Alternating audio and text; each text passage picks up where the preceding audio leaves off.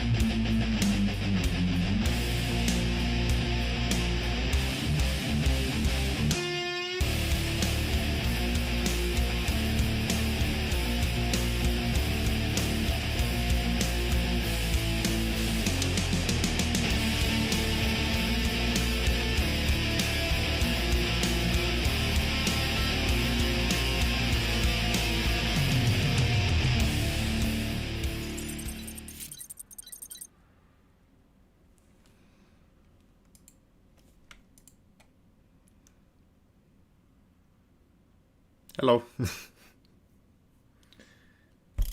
Hey, how's it going? How we doing?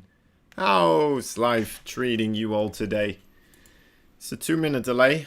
Hope you're all here having a good time. We got a grandiose 2 watchers now. It's a little awkward, I suppose, but you know what? There's Momentum Cup going on. There's Proxy Tempest also going on pretty soon. I can't just, you know what, steal all their views with my rugged good looks. But, you know what? I'll try. We'll try to make the best of it. Make a good couple of matches going on here. Right now, we are in the lobby already. Players are joining up. We still have a minute to go, right? Like, at least a minute, something. Okay, we got 15 seconds until it's 8 o'clock. The message should have been sent on the Twitter feed. It should be live on Team Liquid as well. There we go. Lewis looking ever so lovely. There it is. There it is. Alright. Let me think this through. As I am on stream. Am I forgetting anything? GSL versus the world. Man, that was quite something, wasn't it? What an upset. Holy moly. All around. I don't want to spoil it for the one other person here, but you know what? Oh well. You might get spoiled. Let me take a look over here. Alpha X versus the ePunks. It will be the quarterfinals for the playoffs here today. I hope you are prepared for that one. It's going to be a great one. I want to try to look into the camera a little bit more often because I do feel like it does bring a little bit more of a connection to everyone. But then again, I do also want to check myself in kind of the mirroredly-like fashion. Either way. Anyway, what's up? We got people in the lobby joining still. Itchy ear. I've been wearing the headphones for a long time today. Oh man, I had a great time with Vindicta today as well. I did my first episode of a show I'm calling Golden Minerals. A fancy name. Golden Minerals, kind of as a wink towards people. Well, of course, in the game you get more minerals more quickly because they are golden minerals. With this show you get more StarCraft 2 knowledge more quickly. It's an educational show. Well, me, a simpleton, truly. I ask questions as I have this enormous library of replays assembled. We kind of go through them a little bit. I try to make it, you know what, fit around one certain idea. This time we had Battle Mech, but we also kind of went over a replay with Sky Mech and probably some other stuff that probably doesn't really qualify as Battle Mech. But you know what, it was a lot of fun. Battlecruiser openings, non-battlecruiser openings. We talked for about an hour and a half. And yeah, we had a good time. Amazing stuff. And now we're just still waiting for this quarterfinals to start. Let me see. Vindicta rejoined the chat as well.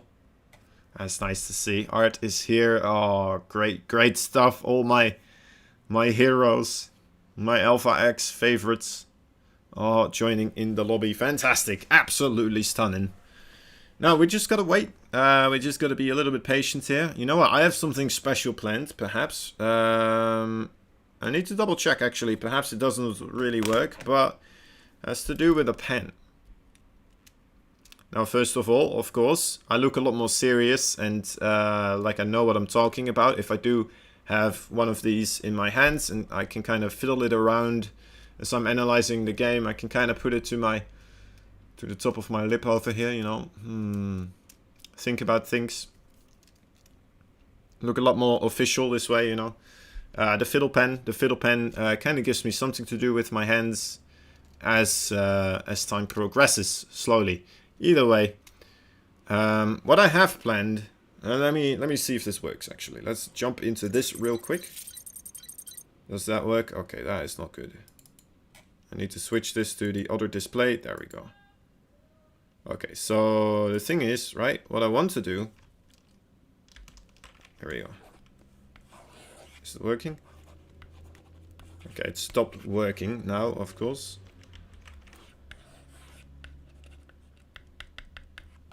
Okay, yeah, it doesn't work. I don't know if you can hear this. Well, this is embarrassing, isn't it? Come on. Come on.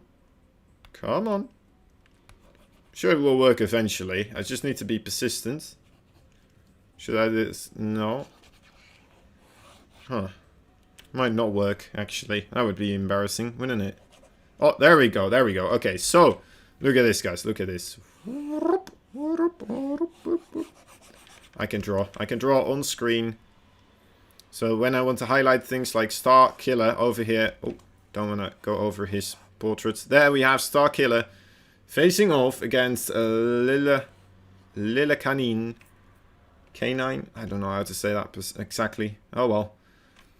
I am already known as the Butcher anyway, right? So that's pretty cool. Anyway, yeah, I can draw. I can change the colors too if we want. You know, a little bit of extra flair to the mix. There it is.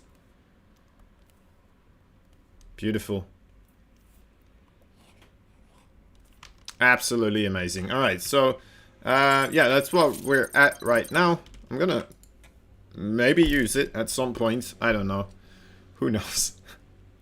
We're gonna try to rub it in there somewhere. Everyone good? I think so. Are they asking me if I'm ready? I think.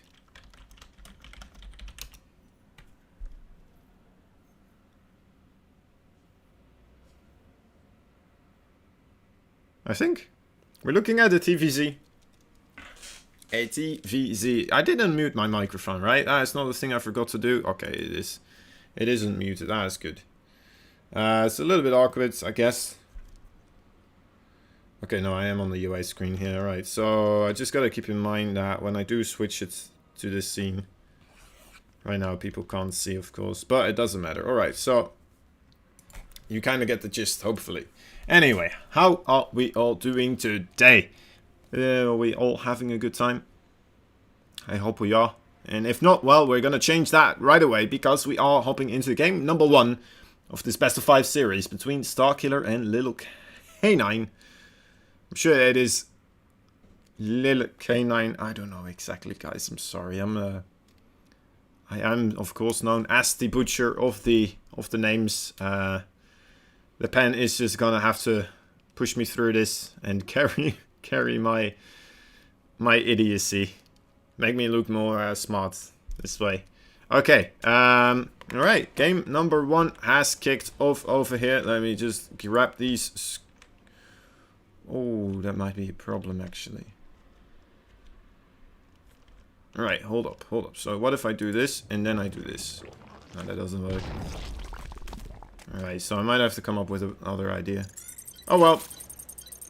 Unfortunately. Anyway, in the bottom right corner of the map, we have the bluish, lightish bluish. It's a teal color, honestly, isn't it? It's the man from Alpha X himself. It is Starkiller.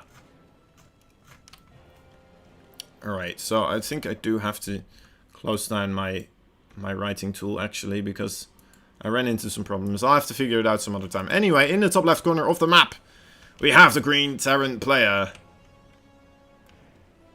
He's hailing from ePunks. The first match is his. He is called Little Canine. Canine. One of those pronunciations, hopefully, does a little bit of justice as to how the name is actually supposedly to be pronounced. Anyway. Oh, I'm sure it will be fine. Anyway, let's take a look at overall what is happening. I guess nothing really is happening yet in the game. Of course, it is the quarterfinals that we are looking at over here for the playoffs. So there are some big risks involved here. People want to perform their best. People want to do the best that they can in this series. Not let down their team. Now, of course, that isn't just for one of these teams. This is for both of these teams. And ePunks, a wonderful team, as well as is Alpha X, of course. And let's hope Alpha X is just a slightly bit better. Because we are on the Alpha X stream. Alright, anyway. It's always more fun when your team is winning, right? That's what it comes down to. Snoopy, welcome to the chat, buddy. Welcome to the clan war. Alright, so let's take a look. Actually, a Reaper is going scouting around here. Starkiller delaying his third base a little bit, perhaps, or just, well, actually playing it very safe. Grabbing his 2 queens, and now, only now grabbing 2 gas, actually. That's quite interesting. Perhaps this is a build where he is supposed to get more queens out instead of anything else, more so. And there is, of course, the SCV over here checking for a third base. I believe the Reaper went to the other location. Actually, no, it did not, so the possibility is there that, of course, this third base was taken. Might want to send that Reaper over that, just to be sure. Oh, Starkiller, your Overlord? Okay, it does, of course, not let that happen. Not that easily anyway, right? Might happen later on at some point, but AI Lily will have to do something before that happens, of course. Either a medevac or a barracks will have to fly over here. It's looking so far like a lot of marines are being built. Okay, there is a fusion core actually being created on the other side of the map. That's kind of interesting. Of course, you will still need a tech lab on that starport, which still might give it away in a certain degree. So not too bad. And still no third base here from Starkiller. What is going on, Starkiller? What are you up to? It's very interesting. I'm kind of curious to see how this matches up against this battlecruiser opening here from Lil K9. The factory building the siege tanks. Siege tanks are gonna keep him safe at home. The starport should help as well, of course.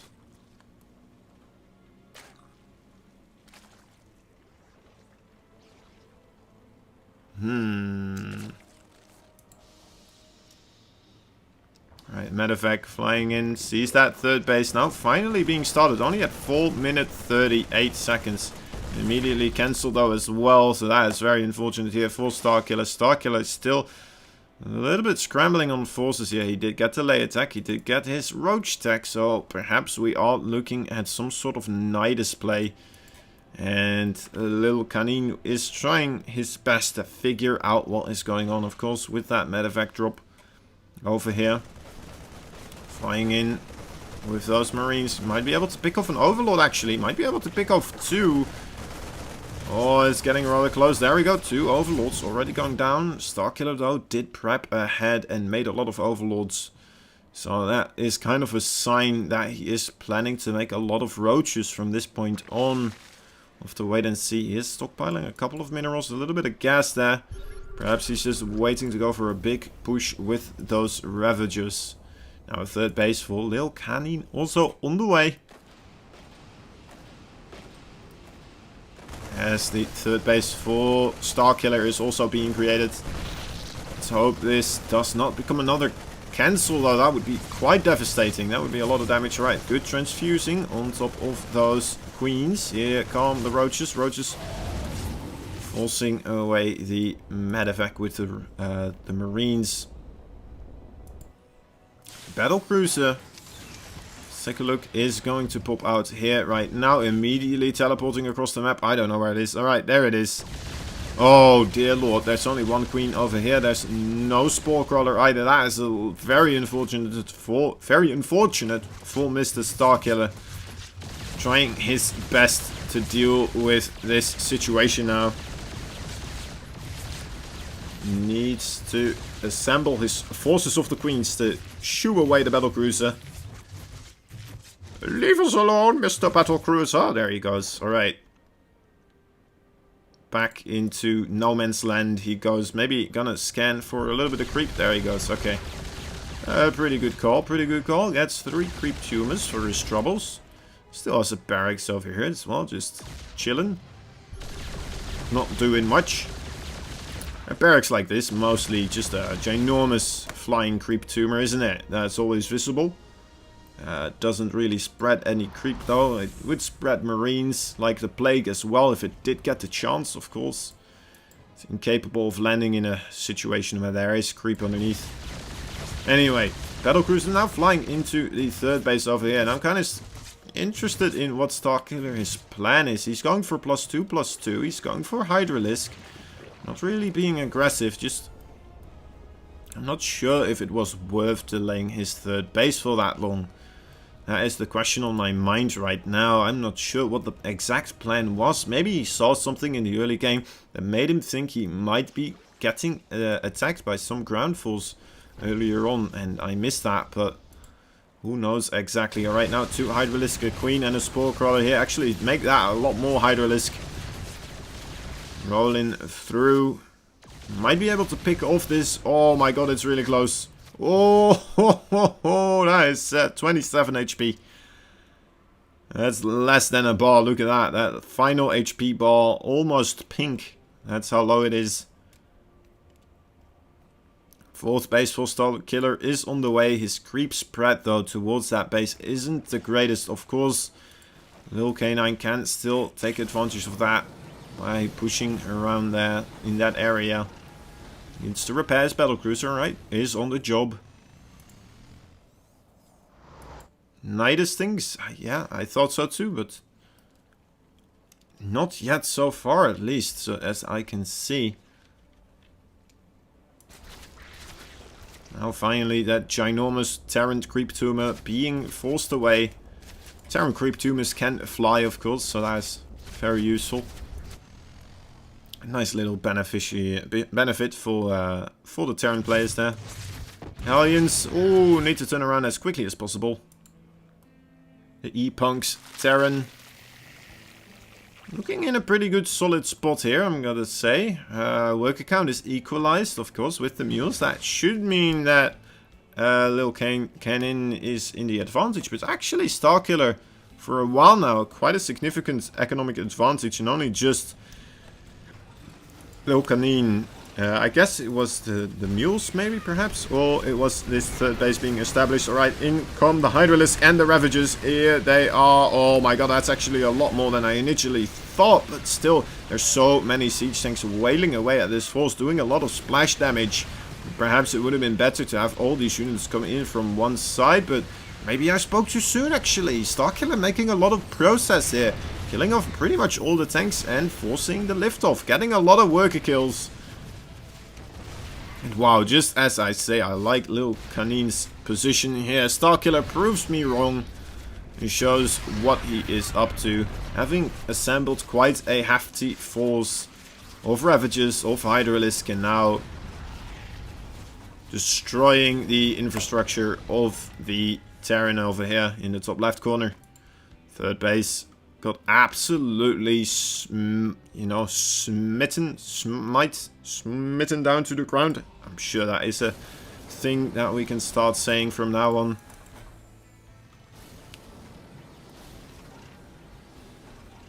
Okay. Anything else? Oh, infestation pit is on the way. That's kind of interesting too. Already going for that infestation pit. Probably feels really safe now to do so, because he of course did take down that third base, taking down a lot of the siege tanks as well, realizing his army is now way bigger than that of the Terran. It's a good decision here from Starkiller, getting further ahead, not pushing into that natural base either, doesn't really need to. Now he is on full base economy, of course, this is just a 2 base of our ePunks Terran player here. Little canine, or canine. Gonna have to figure it out at one point. But until then, we're just gonna say both of those words. Oh dear lord, this is a lot of damage actually being taken. More siege tanks on that high ground. Starkiller wisely retreating here. Doesn't want to lose too much again. Hellions flying into the natural, though that is a blue flame Hellion. That could do quite a bit of economic damage, but there's a queen available. The drone's just not carrying too much, honestly. A lot more drones now on the production queue. Alright, gets a scout on the hive stack being created as well. So Lil Canine should realize now that he is a little bit on the clock until those heavier tier 3 units will make an appearance for the Zerg player.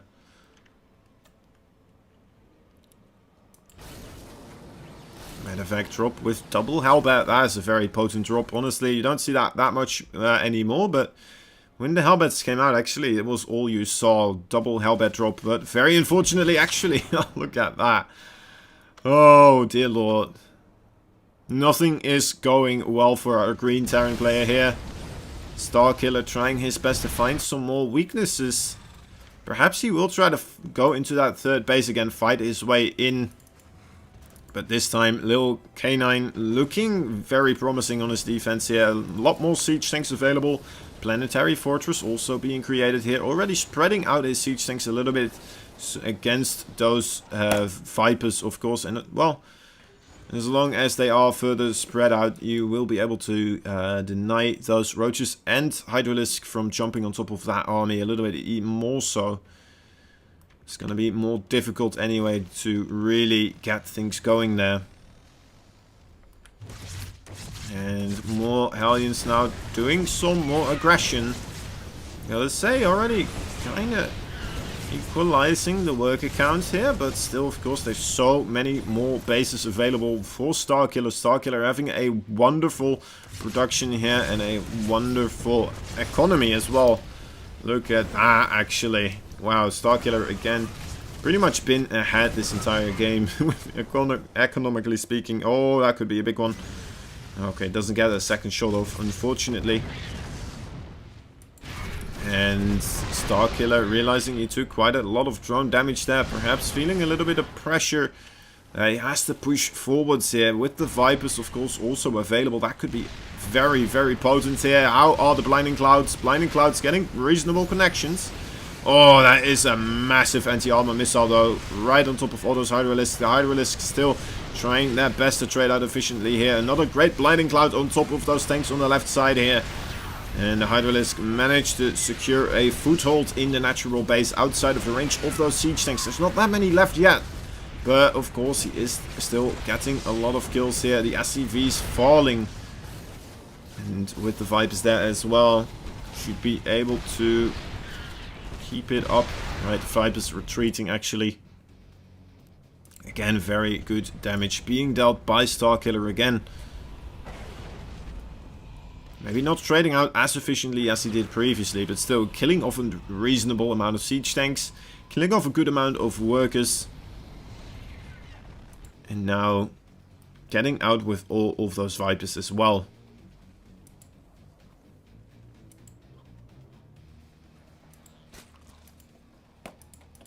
+3, almost ready here for Lil Canine. Lily Canine. Really adamant about being proactive with those Hellions. That is very important to do so, of course. Try to keep your Zerg opponent busy with just dealing with those Hellions. Deny the mining as much as possible and kill off as many drones as you can as well, of course. But with the amount of bases that Starkiller has, it's going to be very difficult. That is a lot of Vipers actually available right now. And now, finally, we are seeing that the Spire on the way as well. I already wanted to say Greater Spire. It feels like it could have been a Greater Spire at this point, but Starkiller so far just staying on that Hydra Roach Ravage attack with the Vipers, and it is really working out for him, right? So, who can blame him? In he goes again. Massive hooking on top of those siege tanks, pulling them into the Hydralisk clump. Can he push forward a couple of good disables as well on those Vipers, but it feels like there might just be too much Zerg here with the Vipers just harpooning all those siege tanks into the range of the Hydralisks. And the Abduct was in favor of Starkiller for sure. Starkiller taking the first map in favor of Alpha X. Very well played by Mr. Starkiller himself. Why did this happen to me? Why, Starkiller? Why did you have to do this to me? Well, okay.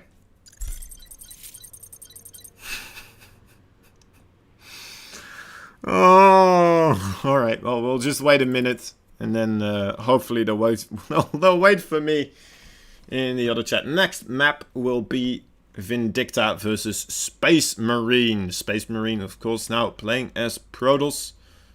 So that will be a TVP. Very unfortunate it is not, in fact, a TVT. I love watching I love casting TVT. I hate playing TVT, I'll be honest with you. But watching pro players play TVT, whew, I harp on this every time I cast though, but still I really feel that way, so. Alright, finally I get to leave the game. Starkiller put me in slow caster reaction prison there. Alright, next game should be coming up. I think it happened to the other caster as well, so that's kind of funny. Alright, next map will be... Oh, wait, I alt-tabbed here. Hold up. It will be Acropolis. Acropolis. However you all want me to pronounce it. Of course. I need to stick true to my newest nickname. The butcher of names. I don't just stick to player names. I butcher map names too. That's just who I am. That's just how I roll. What's going on? Why are people leaving? Are they electing not to join the lobby? I guess they're still watching the stream. Oh, okay. Vindicta's in the bathroom actually. So I guess that's important too.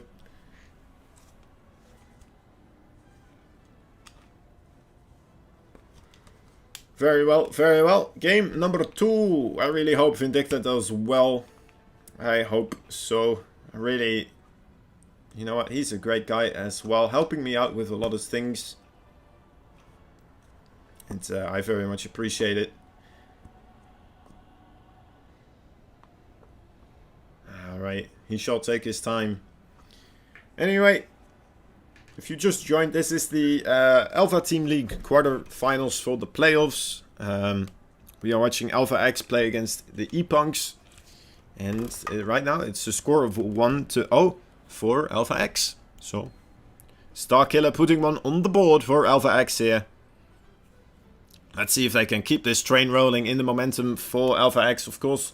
We are hoping that there is at least one map in favor of ePunks, right? That's the dream, so that all players get to have a chance of playing. That would be the best. It's a TVP. Yeah, it is. It is, unfortunately, Aster. But, you know what? We can't win them all. Space Marine. It's a weird name for a Terra or a Protoss player, isn't it? Space Marine and then playing Protoss. It's like just calling yourself like Slimy Bug and then playing Protoss. Or well, yeah, anything Zerg or Terran related. Fill in the blank, alright? Gonna be lazy with that one. Anyway, Space Marine incoming, hopefully. Is he... Ooh, he's not in the lobby yet. Or at least the chat lobby. Might have to wait a moment for that to occur. Yeah, we might have to take a brief moment until that happens. What could we do in the meantime? Aha! I know! There he is again. Our friend, the pen. The pen that will keep us preoccupied and our hands busy. And make me look a lot more sophisticated.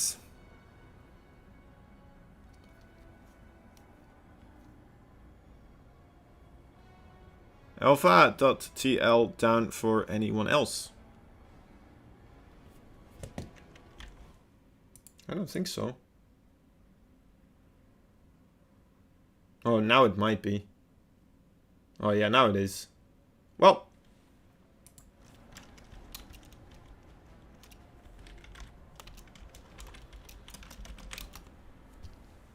Alright, so a couple of things going wrong here, unfortunately. Just gonna have to wait and see. Honestly, there's not much I can do about this. It's kind of nice not being the causation of the problems, you know? Not being the person that's in trouble. Gotta take your buffs. Indeed you do. Indeed you do. Buffs are very important, and Vindicta takes his as well. Maybe Space Marine as well now, right? It has kind of the idea. Probably. I don't know exactly. I really do hope he makes an occurrence though. Like, I know that Alpha X will... Maybe we can play the next match.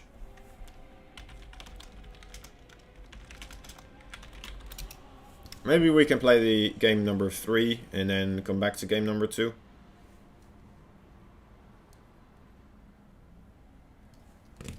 If those players are here.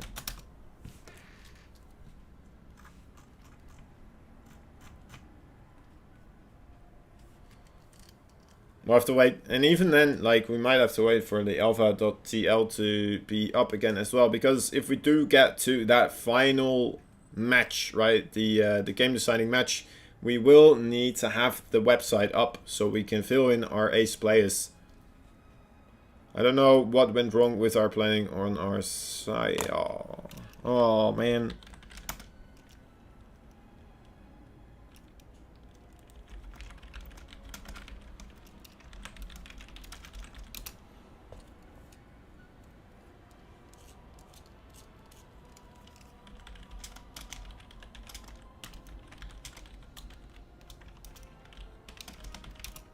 Okay, well, ePunks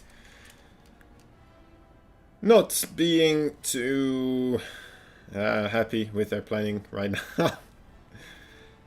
What do you mean Rainer plays Zerg? Rainer could be a pretty... It's an alright Zerg name. It's not too bad. I guess, alright, I get your point. There is Jim Rainer? Jimmy Rainer? James Rainer? Jim Rainer? Right, the guy from the campaign. The man that it's all about. The guy we follow around all the time. I suppose you're right.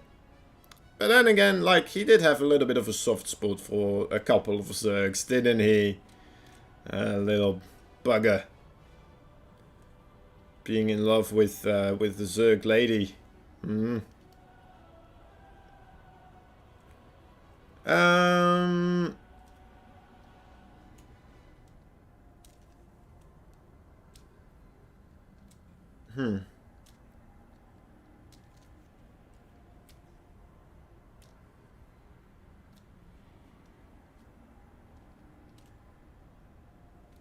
Martin apparently not playing today because he is sick. Very unfortunate.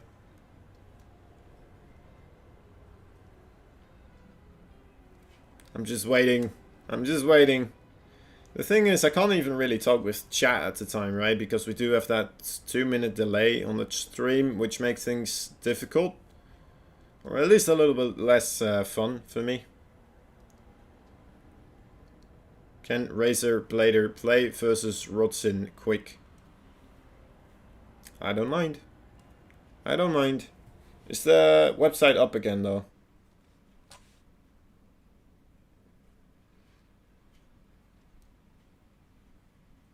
It's not. I don't think it is. We're bad luck Brianing today. Bad luck Brian is who we are. Oh well. How have you guys, how has your day been? I had a great day today. I got to go over some replays, some professional replays, together with a professional player. None other than Vindicta. Vindicta and me went over some replays concerning Battle Mech, and he explained a whole lot to me, honestly. It was a good time. He helped me out a bunch. And yeah, it was a lot of fun. I'm gonna try to make that like a weekly thing. I'm not sure if I can do it next week as well. And I'm gonna try to find, you know, more pro players willing to join me. I don't want to bother Vindicta with it every week. I haven't asked him if he's willing to just join me every week. If he was, then you know what, I wouldn't be opposed to it necessarily, you know. But yeah, I definitely want to make it not just a Terran thing, but also like involve some Zergs and some Protoss. So overall, try and start a show. It's called Golden Minerals. It's just on my own or my own Twitch right now. So if you are interested in that, the insights of Vindicta into Battle Mech and also a little bit of Sky Mech, TY. He talked about that one as well a little bit. And a lot of good stuff. Making me brighter. And I even had a friend, right? Bibs. A good friend of mine. He recently started playing StarCraft 2. Still very in the early stages, right? He doesn't really know what buildings create what units and such. So it's still a lot to learn for him. But he's giving it his best shot and doing his greatest, putting in his greatest efforts. And that's all we can ask, of course. But yeah, apparently he won his first ranked game using our lessons from that episode. He made mass battle cruisers versus a Zerg, and he won. Oh, what a man, what a guy. That is amazing. So yeah, if you, you know what, want to learn some stuff, we already got one person, his first official victory. I think that is already enough for me. Getting one extra guy, like one person, a actual win, and the first win as well, that's pretty cool. Anyway, I'm done trying to brag about it. But, alright. Art is calling / texting Rodzin at the moment. Let me create that lobby really quick. Okay.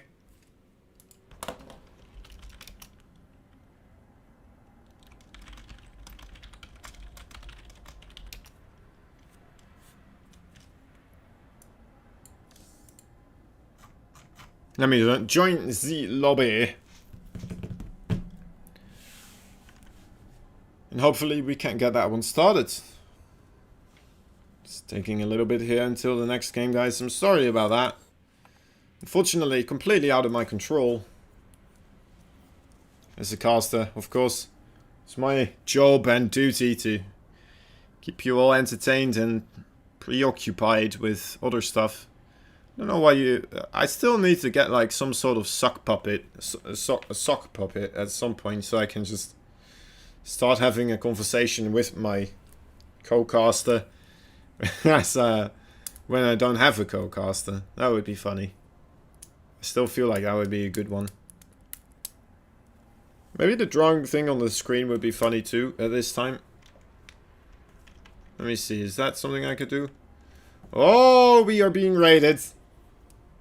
Apu Essie, thank you so much for raiding us with 3 viewers. I'm sorry for butchering your name.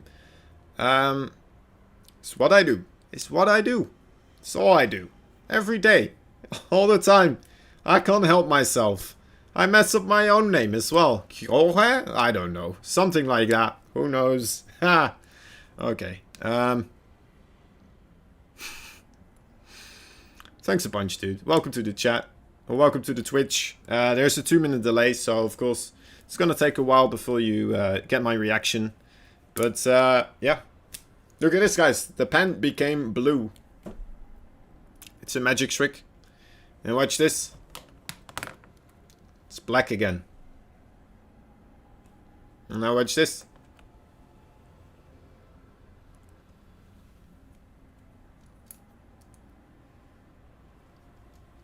Blue. Back to blue. And, of course, it's a black pen.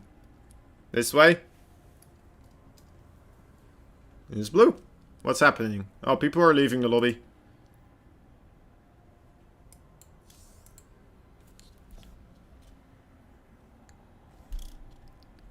First, sorry for my English. It's okay, dude. Ministry talk me about you and your clan, so I finished my stream and left you the people here. Ah, oh, thanks so much, dude. It's really appreciated, honestly. How was your stream? Did you have a good stream? I don't know if you have to go now, but you know what? You're free to hang around, of course. You can just hang with us, right? You can just be part of the gang. Alpha X Ministry. There he is. That's the boy. That's the boy who helped us out. Thank you, dude. You're appreciated also. Giving us a little bit of more recognition there. We're still waiting for, well, a match to get assembled here. Looks like both teams are perhaps missing someone. Well, I guess what's happening...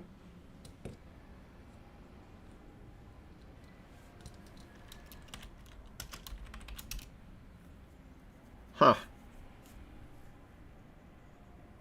I'm not gonna say what's happening in chat yet. I still need to figure out.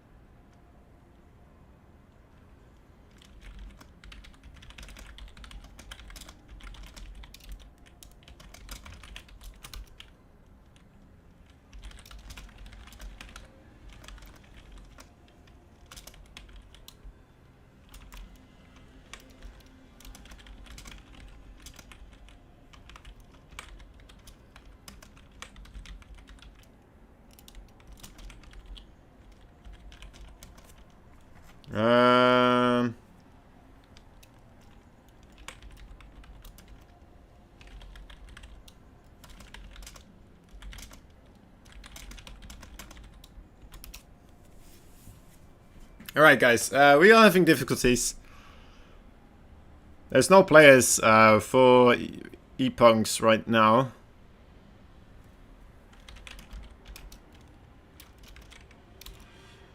Alright, alright. I might have something. I can cast Proxy Tempest. What's happening over there? Don't I have a caster already? Don't I have a caster already? Is that something I could do? Proxy Tempest? What's happening with Proxy Tempest?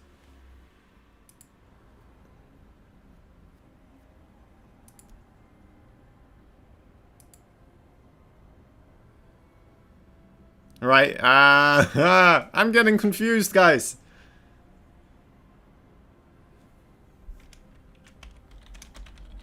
But I will definitely get you guys some matches. It's either going to be Proxy Tempest or it's going to be Art versus Vindicta. You have to go? Okay, okay. Well, see you next time, dude. Bye-bye. Have a good one. Thank you for the host. Much appreciated, buddy.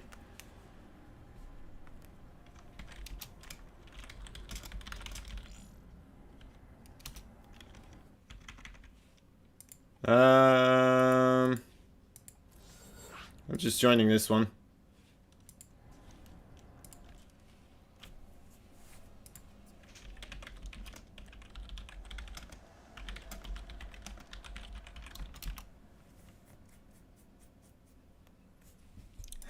This is amazing. These two guys, Art and Vindicta, are actually agreeing to just joining. I might have to leave somewhere mid-game because Proxy Tempest also apparently needs a caster. And, well, I'm just sitting here anyway, right? So, I'm available. I'm willing to cast, but there need to be maps. There need to be players. There need to be involved with casting. Or else I'm just gonna be a guy doing weird shit with his pens, right? I have 2 pens, if you haven't figured it out, alright? That's the entire thing I had. If only I... Oh, actually. It's a wooden pen now, isn't it? Got 3 pens. Do I have anything else? I don't think so. Oh, wait. A white pen as well. Look at that. I'm assembling an entire force now. Okay. Anyway. Let me just jump into this game as I try to keep an eye out on my Discord as well. Sorry about this, guys. We do have a little bit of a game here. I don't know. Let's just call it a best of 9 because I have no idea. So people get excited. In the top left corner of the map, we have the red Terran player hailing from Alpha X and the US of A. His name is Vindicta. Make sure to vote for him in Nation Wars. In the bottom right side of the map, we have the pink Protoss player hailing from Poland. He is Arts. Both players agreeing for me specifically to play each other for a little bit of a show match here, because we were just not having any other games being played. So I very much appreciate it. Getting a couple of games in here, so we don't, you know what, we're not left with nothing, absolutely nothing. And who knows what's gonna happen. Maybe because it is less official now, they will try to do some weirder stuff, right? Especially because it is still being broadcasted. We'll have to see. We'll have to see. I hope so, but it looks pretty standard so far. Oh, Snoopy joined the chat as well. Welcome, Snoopy. Thank you again for that follow on my own Discord today. This is a full wall of, by the way, from Art. Interesting stuff, guys. Look at this. This is something we need to question a little bit, right? So what does this mean? Art doesn't want Vindicta to scout out his base. Art only has 1 probe out on the map over here. So if that probe dies, he will have to kill off his own pylon eventually at some point. But also, of course, Vindicta now completely in the dark on what's happening over here, right? He doesn't know if there's a second pylon. He might suspect a proxy. He might suspect anything. But luckily for him, this Reaper over here is going to be able to get in there. So see what is actually happening. And then, of course, Art, I guess he's safe against Hellion run bys as well, right? So that has the benefit over there as well. Leave. Oh, dear lord, that is not good for Art. Oh, why are you so friendly, Vindicta? For heaven's sake. Why do you have to be this kind of a guy? Why? I can't talk to them. That is unfortunate. They should make me... they should make me the host. Oh, that was cute. Trying to jump his Reaper over with the grenade. Isn't able to do so. That was funny. Alright, anyway. What is happening over here? There's a bunker being created. That's the... alright. Widow Mines, a starport. So most likely going to be that medevac Widow Mine drop. And over here we have a Twilight Council, the robotics facility. This could still be some sort of blink. Okay, blink it is. I kind of said it as it popped up. What I wanted to say was actually Dark Templar, but of course I was wrong. And now I'm, you know what, I'm not afraid to admit I was wrong. I'm willing to admit that. That's all good. I'm kind of curious to see how Vindicta starts dealing with this. I myself ran into a Blink Stalker player not too long ago, and it was absolutely horrible for me. I did not have a good time. He was just blinking around. I had to use like 6 scans until I finally found his observer. And, well, it wasn't pretty. Let me tell you about that. Let's end it on that. It wasn't pretty. It didn't end pretty. And, well, that's just StarCraft sometimes. Oh well. You'll get to see it all when I am actually doing some sort of how not to play StarCraft 2 cringe fest on my own stream. Anyway. Trying to do a lot these days, honestly. A lot of casting, a lot of games being played, a lot of events, following a lot of events. And of course trying to do that educational thing as well that Vindicta helped me out with today. I think I should just continue talking about the game from now on, from this point on. Should be a good call. Third base coming down from Art. Art. Interesting things still. Not that much of an army for either of these players. There does appear to be a lot of stalkers here, ready to jump underneath a medevac as soon as that medevac appears. Of course, the medevac has been spotted by that probe earlier on, and it looks like that is exactly what's going to happen, immediately jumping on that opportunity. And Art's realizing, poking fun at Vindicta here. I'm not sure if Vindicta actually noticed that that probe was there. He might have decided to pull backwards or take a different route. If he had, fortunately for him, though of course he still went for it and got punished for it heavily. Oh, actually he does see the observer there. If only if he got it, he could have taunted Art backwards with a high there. Oh, Art actually did it himself there. Facebook me, is Vindicta saying right now. Wants Art to add him on Facebook. As the pro players always, of course, they are all best friends. Oh, has kind of a greedy blink forwards there, losing one stalker for his troubles. Only getting a little bit of damage from that refinery there. Perhaps it was a misclick trying to hit at the SEV there, but interesting choice. It's going to be perfectly fine though, of course. Killing off that medevac with the 2 Widow Mines. Already a wonderful job done there. Marine Marauder, Widow Mine, medevac coming out of Vindicta. 1 Viking over here, very good. 2 siege tanks also available still to give that support on the ground. And Vindicta going again for the Widow Mine drop. Let's see if he flies over that same probe again and if he notices this time. I really hope he does for his sake. Oh, Stalkers poking away over here near the main force. Is that actually in vision? Oh my dear lord, it's not in vision, is it? I think he is safe this time. He can try his best to get in there. Art's gonna be unaware this time. And ooh, there it is. Finally, a Marine coming in. Gonna be taking out that little probesy. Actually, not. Never mind. The the Stalkers, the Big Brother Stalkers coming in there and teaching the Marine a lesson. Now in comes Vindicta again, not scanning ahead. Of course, that is a little bit of a risk, but also increases your chances of going unnoticed, right? Because, well, a big scan kind of signifies that something's going to happen in that neighborhood. You wouldn't really scan anymore in that situation for trying to figure out what kind of technology someone is going for.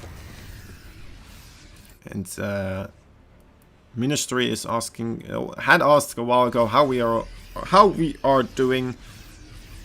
I think that was more so directed towards chat, but I'm willing to answer as well. I'm doing absolutely wonderful. A little bit famished. I'm a little bit hungry. But overall, we're doing good. We got these 2 players to play a couple of games together. Vindicta and Art, great friends together, of course. They didn't really have to play, but maybe I should change the title as well, actually, thinking about this. But Art versus Vindicta, that's quite a series, honestly, that I wouldn't want to miss. Vindicta, of course, from the USA, but he plays a lot on the European ladder anyway, so shouldn't be too much of a big deal to him having this little bit of a lag spike. Big engagement here, great force fields coming out of Art. Being able to pick off quite a bit of that bio force there. And oh, in come more Widow Mines. Actually, Art now not paying attention in time, and that's a lot of probes going down. 7 probes being destroyed here. Did he actually get the... No, okay, no quick burrow available. No drilling claws, it is called by its official name. And now Art finally being able to take care of that big drop over there. Oh, wow, that is a very, very quick 5th base, isn't it? Vindicta is gonna be able to see this, of course, with this big drop. Gonna come in and deny this. Actually, is he going to? Those zealots do have charge, and oh, actually they don't have charge. They do have charge. What happened there? I wonder. I have no idea. That was a very weird one. Alright, does manage to kill off, I think. I'm not sure if that was a cancel. I think it was a kill because there is quite a bit of debris there. I'm not completely sure though. And a couple of liberators here. Okay, walking back and forth. Coming into the main base, coming into the natural. That's a very good harassment actually being done here by Vindicta. Vindicta though in trouble a little bit here. In his natural there, or well, his third base I should say, there is a big clump of zealots and a clump of stalkers here ready to pounce on top of the Terran force. Vindicta positioning himself very smartly, putting himself into a good position between these buildings over here. Gonna make it a lot more difficult for those zealots to engage in this neighborhood. It seems like both liberators have been dealt with. But again, there is another, again, the same drop actually coming in from the north side here. Vindicta not done yet. Alright, that's a lot of stalkers though. Might want to back out of here. Alright, saving most of his bioforce. And those are going to be ready to attack back into the entire tournament again later on.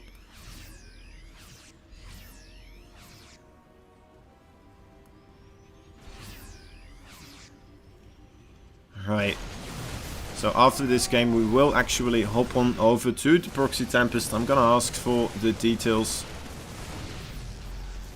Let me do that actually quick. This game between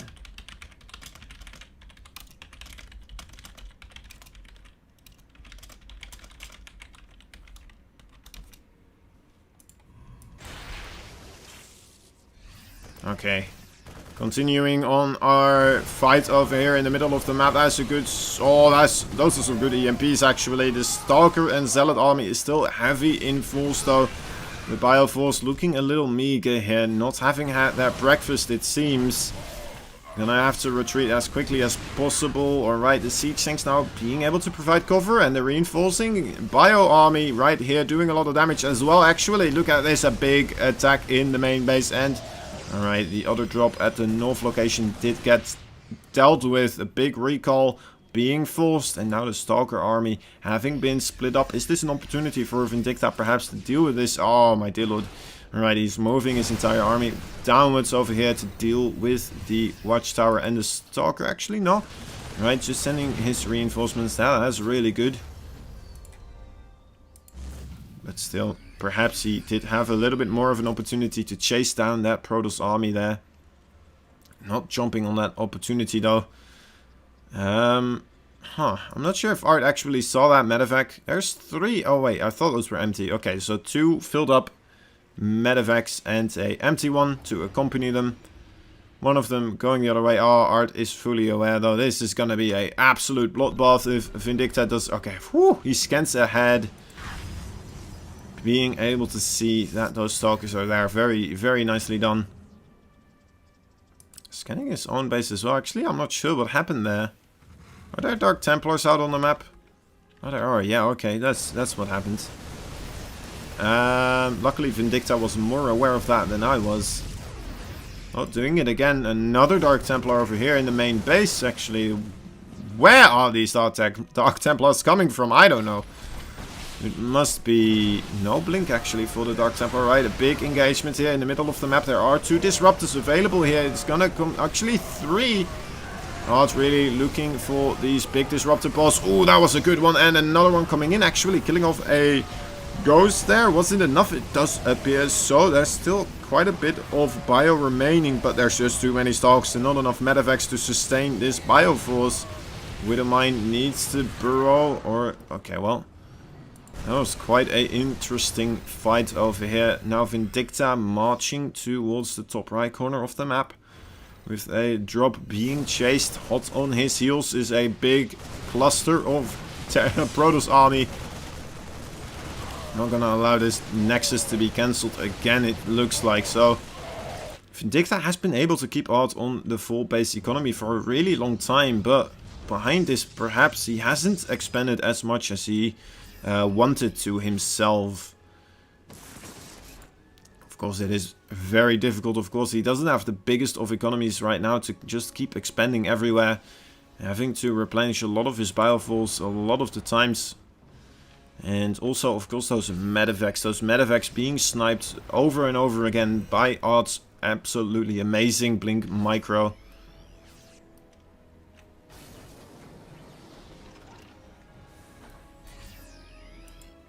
And so far, things have calmed down. Liberator range on the way as well. Templar Archives now finally being constructed here as well. Those are going to be of a big influence. But then again, of course, Vindicta already has those ghosts available. So hopefully he is going to be completely ready for that technology change. Needs to pay attention to how Art is moving his army over here. Invests a scan for the knowledge. What was that? I don't even know. Maybe a little bit of a misclick. I have no idea what happened there. Right, scanning again. Art just kind of keeping Vindicta on his side of the map. Oh, that's a massive blink right on top of those tanks. That was very unfortunate. 3 disruptor balls. Oh, actually that final one getting a reasonable connection. A big flank coming in from Vindicta though. Does he have enough bio here? He might do. I'm not completely sure. Needs to dodge that final disruptor shot. Alright. Manages to do so. Oh, dear lord. I'm not sure if he has the numbers though. GG is called. Vindicta losing this game.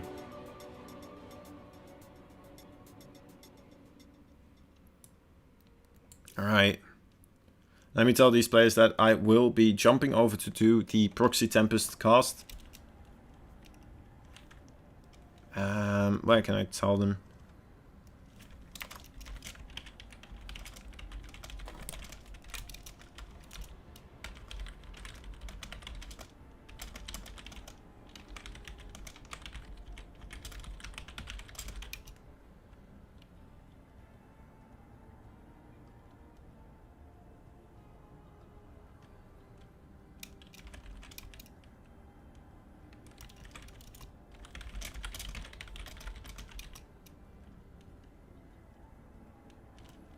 Alright.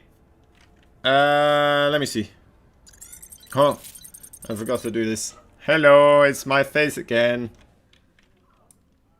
Proxy Tempest.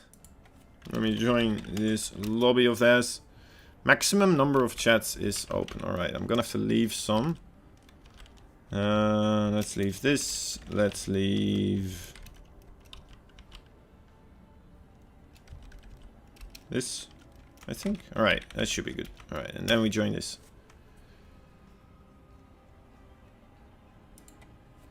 Okay, okay.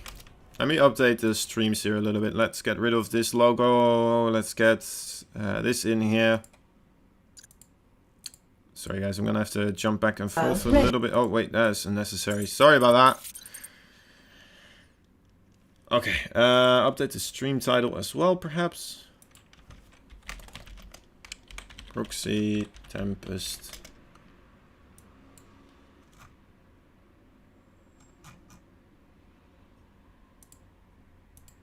I can do it like this, right? Yep, I can. Cousin will do some English casting today. Could you please plug the stream? I'll update it to Team Liquid as well. There we go. Get it all sorted. Switching over, guys. We're gonna do the Proxy Tempest now. Proxy Tempest, there we go. We are live and we are on Alpha X SC2. Proxy Tempest surprise stream Reno. Saving the changes. Alright, I think we are all set and good. Alright, Cam's match should be ready to go soon. Usually Lady Xylus would be ready for casting this, but huh. Okay, okay. not completely in the mood right now after that unfortunate occurrence with the players there. I can imagine so. Something went wrong with the planning. It might have been because the match did get rescheduled. I'm not completely sure. I have no say in it, of course. It's understandable, though, of course. It's out of her hands, so... What you gonna do? What you gonna do? Sometimes it happens. Sometimes people just forget things, you know? People are people. Sometimes organizing things just doesn't work the way that you want it to go. Especially with these things where it's like a weekly occurrence. And then also other tournaments are going on at the same time. Magic tricks with pants are happening at the same time, you see? It's a weird one. It's a weird one. Anyway. All good.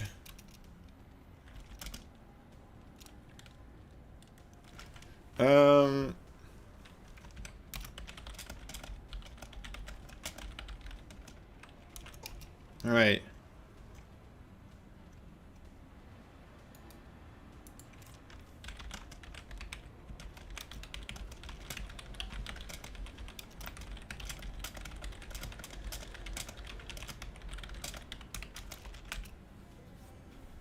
I'm gonna look for brackets as well, actually. Perhaps I can find them over here. Let me check this first, and then... Oh yeah, there it is. Liquipedia. That should be good. Let me check it over here. Brackets. That's a lot of... That's a lot of cups. I'm not sure if I'm looking at the actual cup that's happening right now. Oh. If I'm just looking at the thingamajig. Thread, expense to EU. Okay, okay. Still don't think I'm looking at the right place.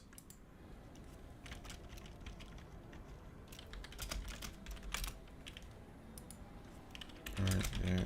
Brackets.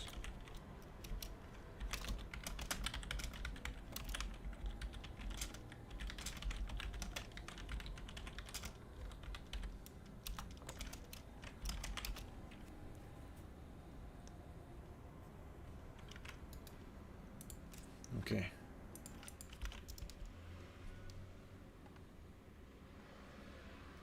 Proxy Tempest, here we go. I have found the brackets for you guys. Here it is.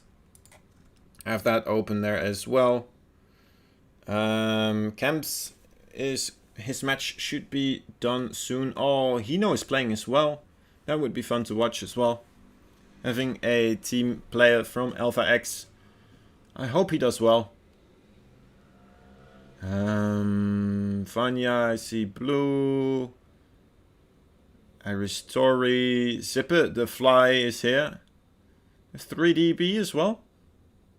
Zipper the fly. I think I casted this game in the WCS community cast.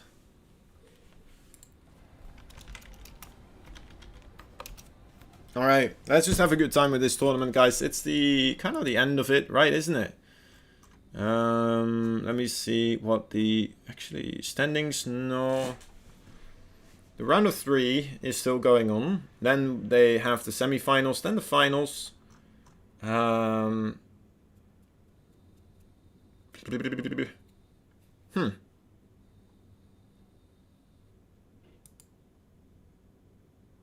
It's single elimination. That's always a lot more exciting, isn't it? But I am still kind of curious about if it is a best of 3. What?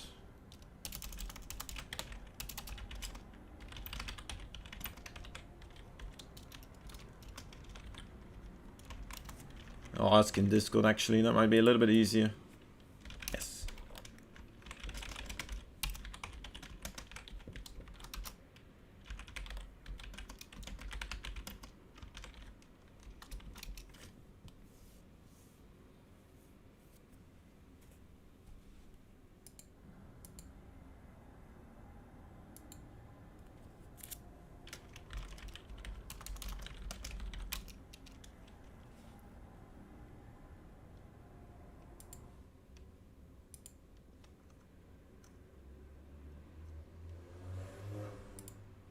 Can I click on this to see match details? No.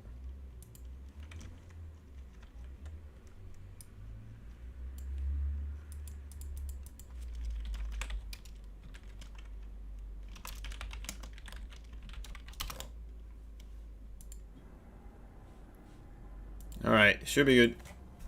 So we're just gonna wait for a game to go. And yeah, until then, we are just gonna have to sit here for a little bit. Have a good time again together. Just you and me, Twitch chat.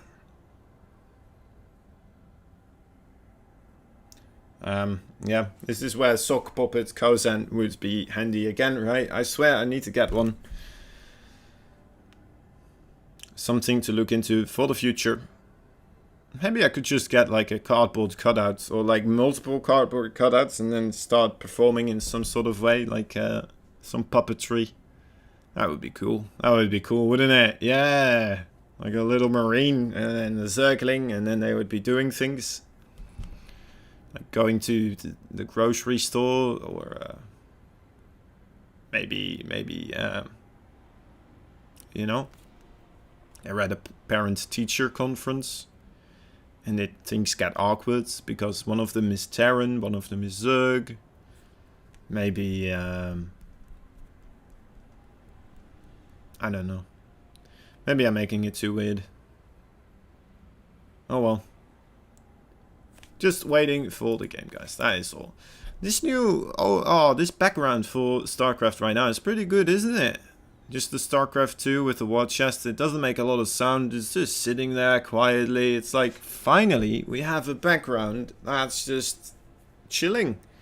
It's just sitting there. Doesn't suddenly start playing music. Doesn't suddenly start yelling at you or squealing in some sort of way or fashion. It's pretty good. Well done, Blizzard. Well done. You gotta commend them. Oh, wait. You gotta commend them when they do things right. And, bringing back the pen.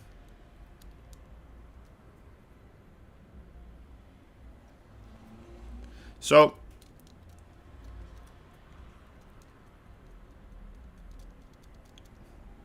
Just do stuff like that. I don't know. Oh, my dear Lord. Maybe we should work out. I think I still gotta work out today, actually. We still got some time. Man, if only chat wasn't delayed. I'm sure everyone is talking like crazy right now. Just filling up the entirety of the chat, but I have to wait 2 minutes until I can read it all.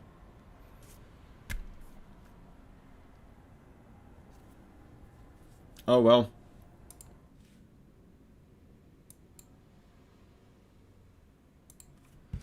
Oh god, I'm starting to sing. That's never good. Maybe I should just go to the AFK screen for a moment. Or maybe we should just wait. What do you guys think? Should I just continue on with this random jibber jabber? Or should we go to an AFK screen in these moments? I don't know what people really prefer. Kinda curious, honestly. What would be better? What would be preferable? Let me know.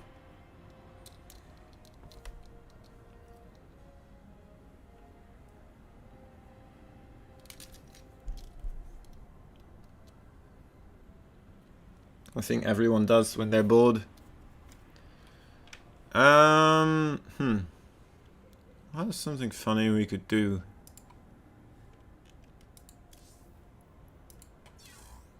Might have an idea. That could be. Oh wait, it's of course promotional home screen right now. Can't change that, can I? Unlucky. Oh, Moja got wrecked. Alright, that means we are gonna hop into a match pretty soon. Moja, oh, it should be Marsman versus Cam.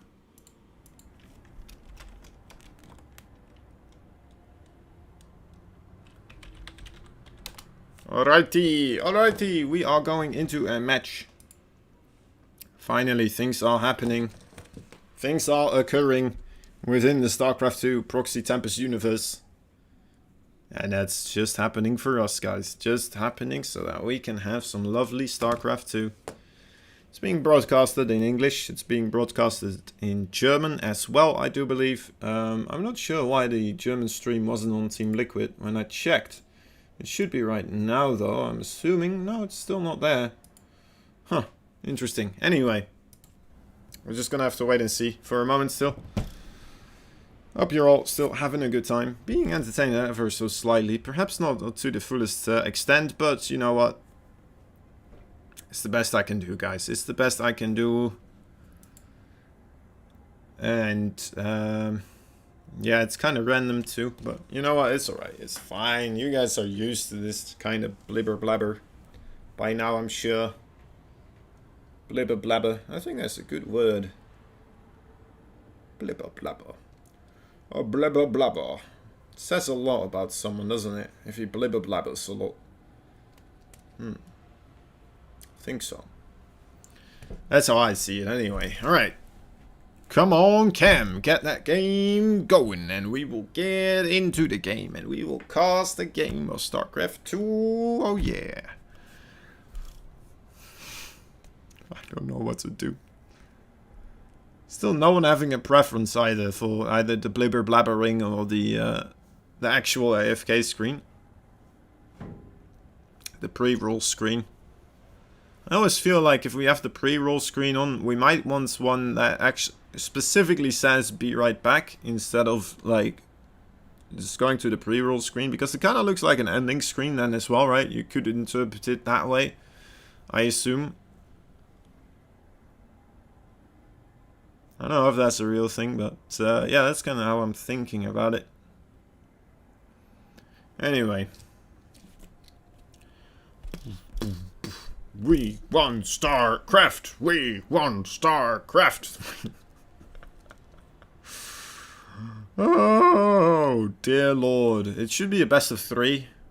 Let me see. Did I get a response if the finals are... Oh, okay, okay. Yes. Best of 3 all the way. Sorry, dude. Okay. Nice. Thank you. Thank you. Thank you.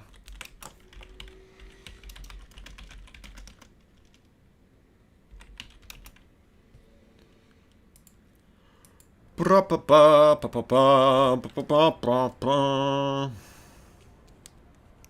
think I updated everything, right? The main screen, the away screen.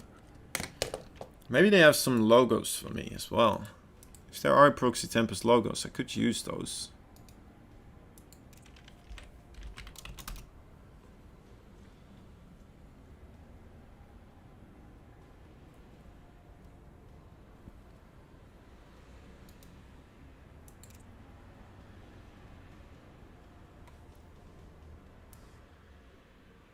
I'm whispering.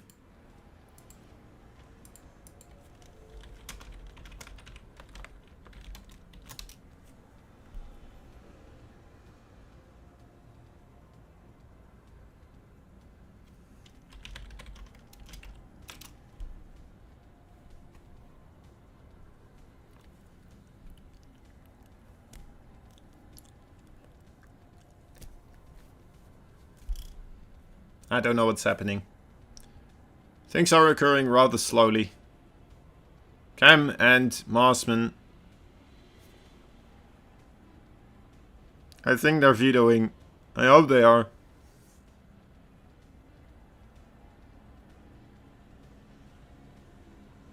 Boom, boom, boom, boom, boom, boom. Boom, boom, boom, boom. We are waiting on a couple of players to veto their maps now. And we hope they hurry up so that we can watch all the StarCraft 2 that we really, really, really want to. Huh. StarCraft 2 that we want? It should rhyme. It didn't really rhyme though, did it? Interesting.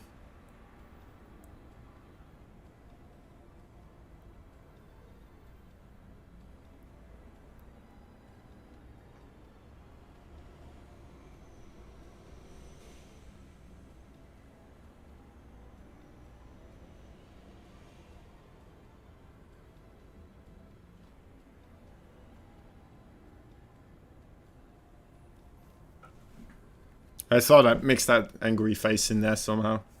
For some reason. Okay.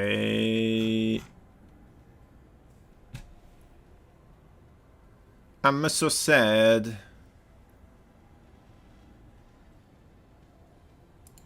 I am so sad that I am still waiting here when both players are sitting there. I don't want to talk trash about them, of course. They're wonderful people, wonderful players. Doing absolutely everything they can to get this game started for us. I hope. Oh, we will see. Alright. Yeah, they are vetoing. Oh, there we go. We got a response. Oh, yes. Okay. I'm sorry. Ooh. Okay. We're just gonna have to wait a bit. Okay? We're just gonna have to wait a bit. And then we will be good. We will be good to go on to some StarCraft 2. Some actual StarCraft 2.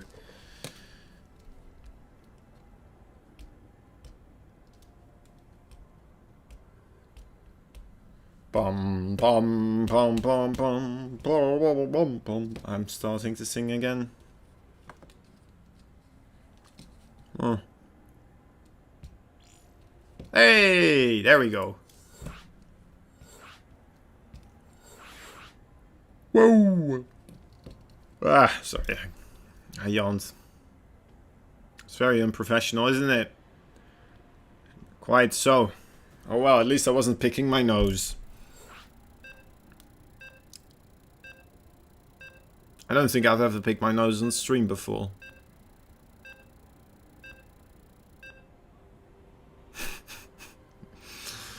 Oh, ridiculous. Okay, anyway, we got a game. We got Cam versus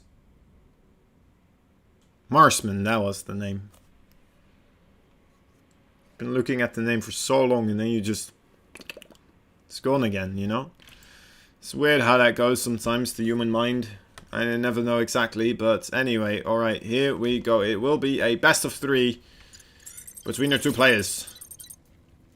In the top left corner of the map, we have the blue Zerg player. And yes, sound was already enabled, Kozen. Thank you very much for checking. He's the blue Zerg player. He is called Cam from Shivo SC. In the bottom right side of the map, we have the yellow Protoss player. I don't see that color every day, do you? Anyway, from Black N, he is called Marsman. A little bit of zooming in practice there for your caster. I gotta keep it fresh, gotta keep it clean. Gotta, you know, put in my hours as well, put my practice moments in there. What's happening over here? The Overlord. The Overlord seeing the probe seeing the Overlord, the probe also seeing. Let's take a look what he's seeing. He's seeing a gasless Zerg. Interesting. What else is he looking at? He's seeing... Oh, did he see the spawning pool? Now he does. Very good, very good. Making sure that spawning pool doesn't get cancelled. Or the gas, of course, very important. While also keeping tabs almost on that other gas over here. I'm not sure what this probe is doing here, honestly. I'm not gonna lie. That's... Normally you would see the probe trying to get some minerals from these drones so that they do mess up their mining, of course. Maybe Marsman just playing it a little bit safe. Doesn't want to overtaxate him. Miss stuff at home.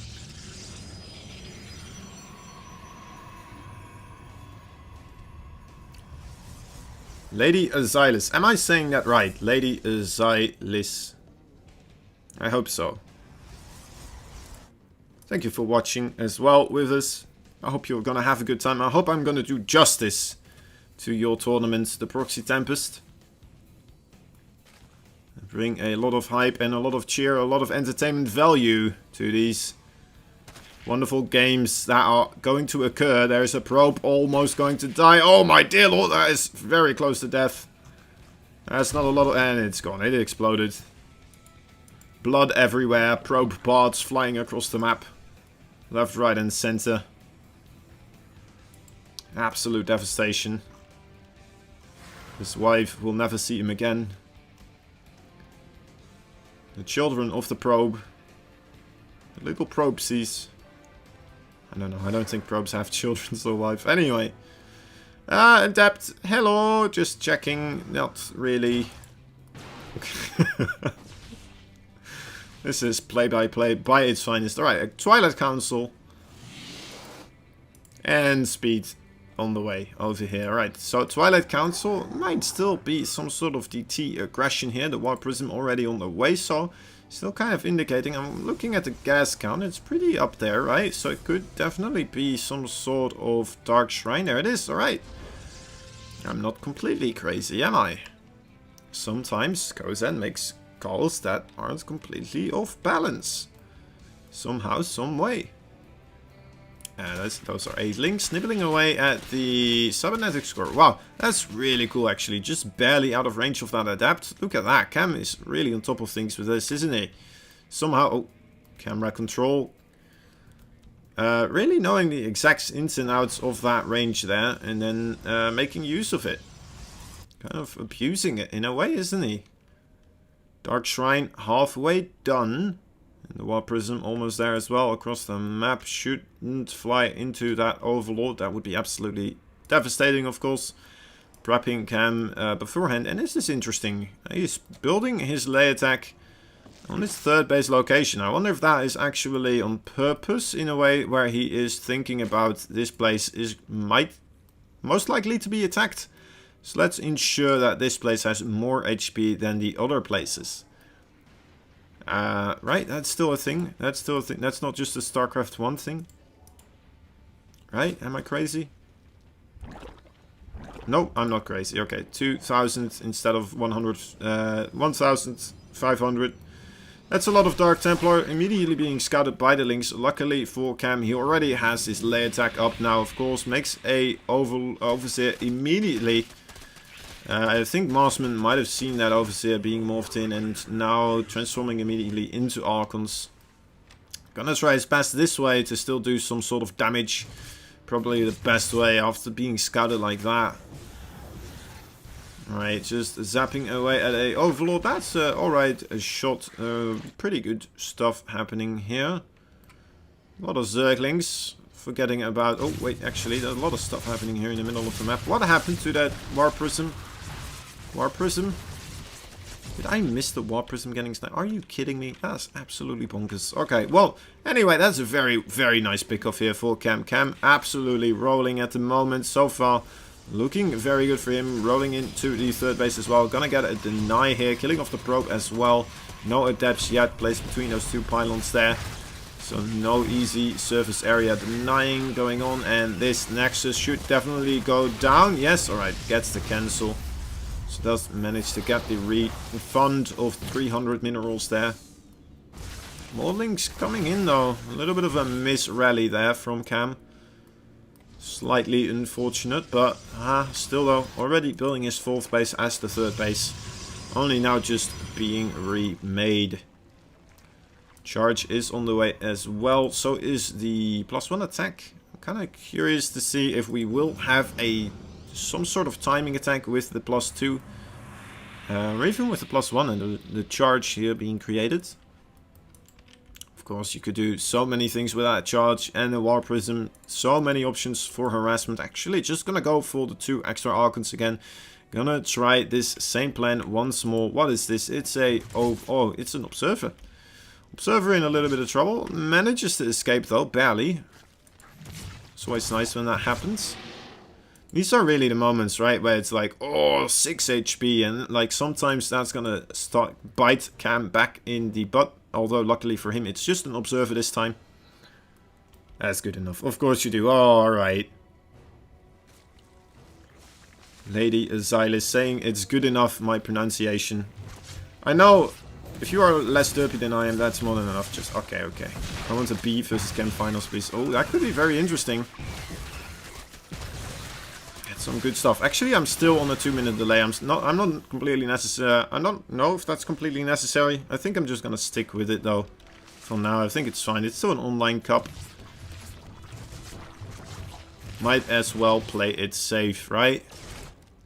Alright, banelings being created in the middle of the map. Cam might be looking to start putting on the aggression here. Oh, that was so low. Completely losing that shield there. Now Cam flying, well, rolling into the... Oh, good. Biles coming down as well. In come the banelings on top of those zealots. How are the connections? Actually not connecting just yet. Just kind of taunting him here. Rolling into the mole zealots. The zealots completely clumped up together. And now into the mineral line. GG is called. Marsman losing that first game, unfortunately. Very well played by Cam. Taking that match quite decisively. Congratulations to him. So, give me a little bit more of an inclination of how I should say Lady Azilis. Azilis? Azilis? Azul?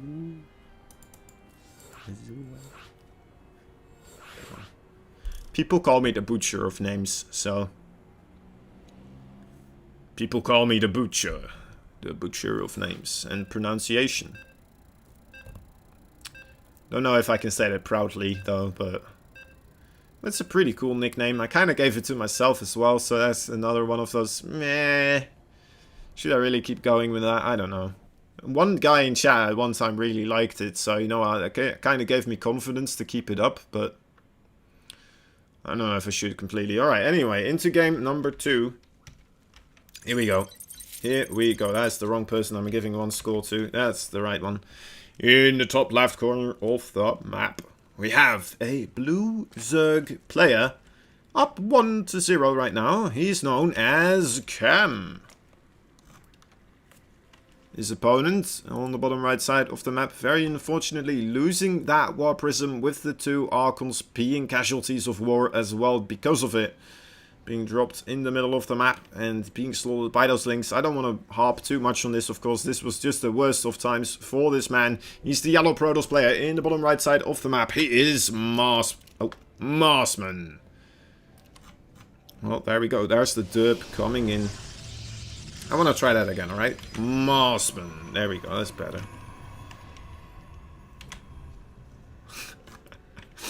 Oh, okay. Anyway. Practice makes perfect, right? Probe coming in again, seeing that there's still no gas taken, still no spawning pool. Kind of greedy here from Cam.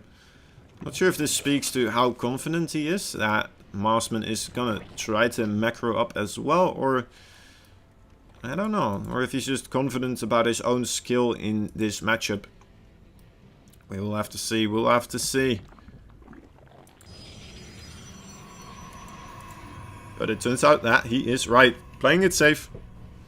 And Marsman going... Well, I don't know if it's completely safe. But yeah, Marsman also going for that quick nexus. I suppose that is kind of safe because he did go for the scout. Of course, he sees that spawning pool right here is only just now being put down. Well, I say just now. It feels like just now, right? Azilis. Ah, Azilis. You butcher all the things too. Alright, alright. Including names. Yeah, me too. It's part of the casting opportunities, right? We get the we get the chance. As long as we apologize for it continuously. Profusely. And in advance as well, of course. I feel like most people are okay with it.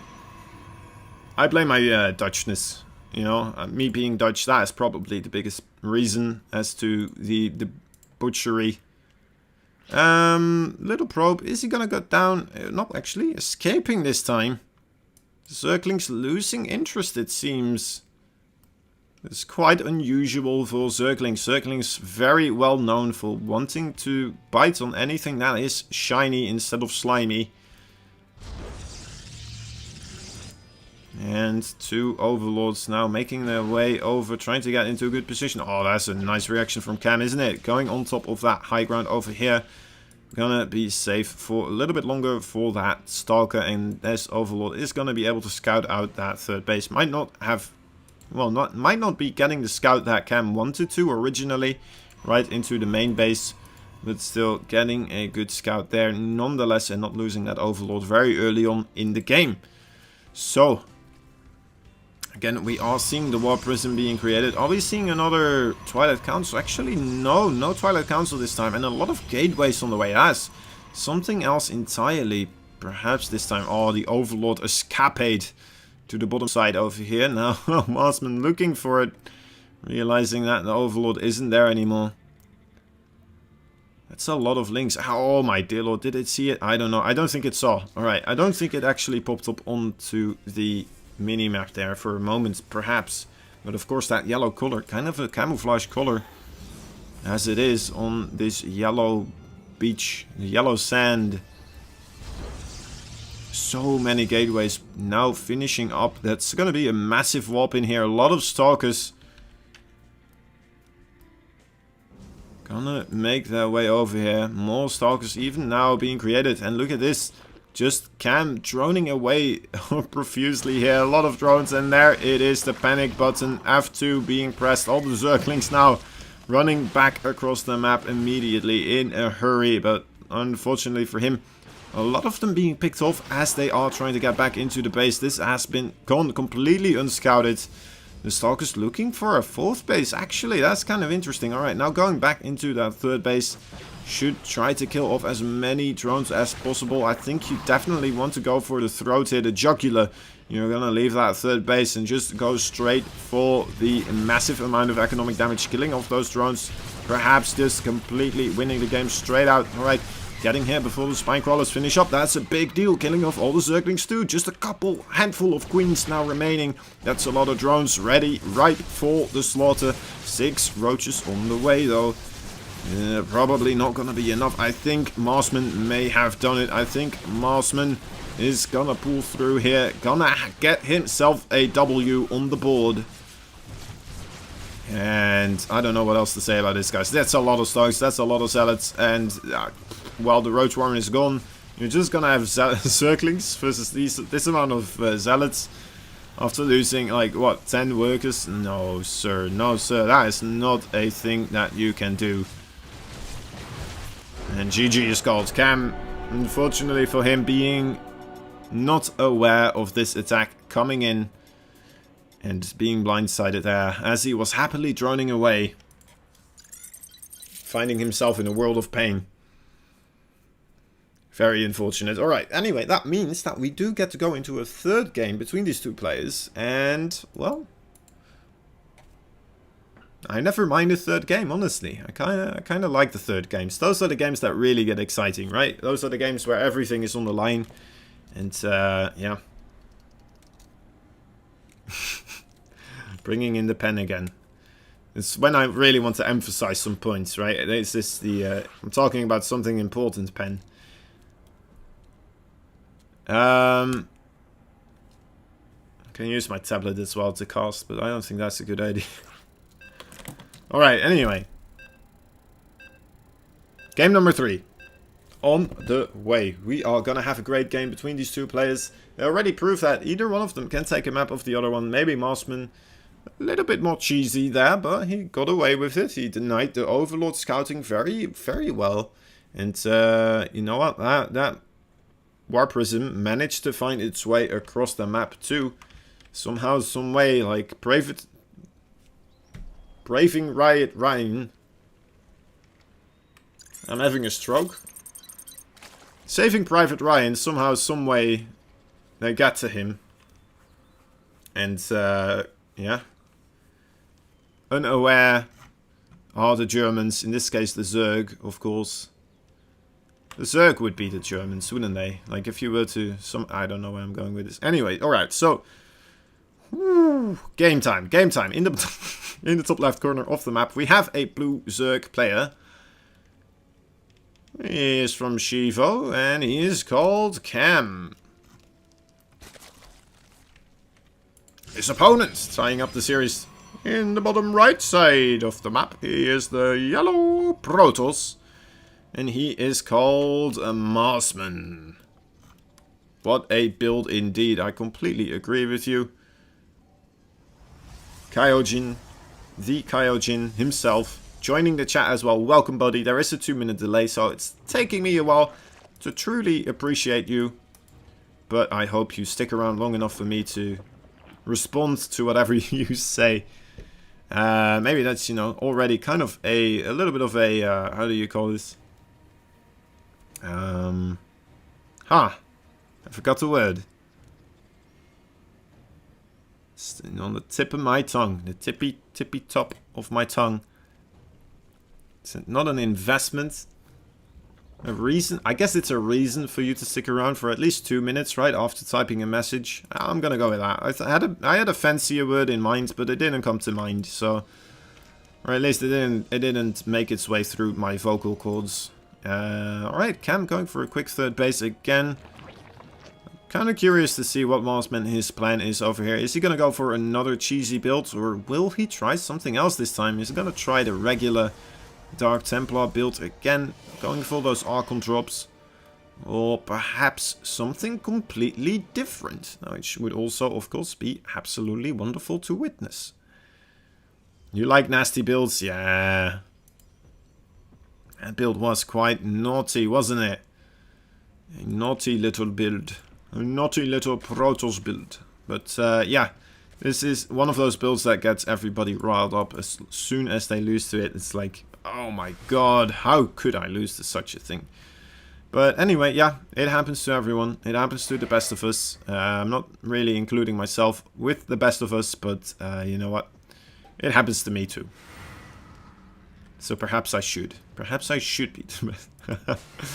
Alright, yeah, Dapt, gonna have a little bit of a look-see. It might actually, not finishing this. Just checking the amount of drones here.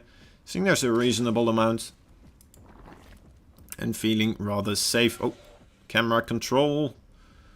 Needs to be on point here. Now, what is the plan? We are seeing a warp prison being created. Only one gateway still in production. And of course, there isn't enough money yet to start creating all those other gateways.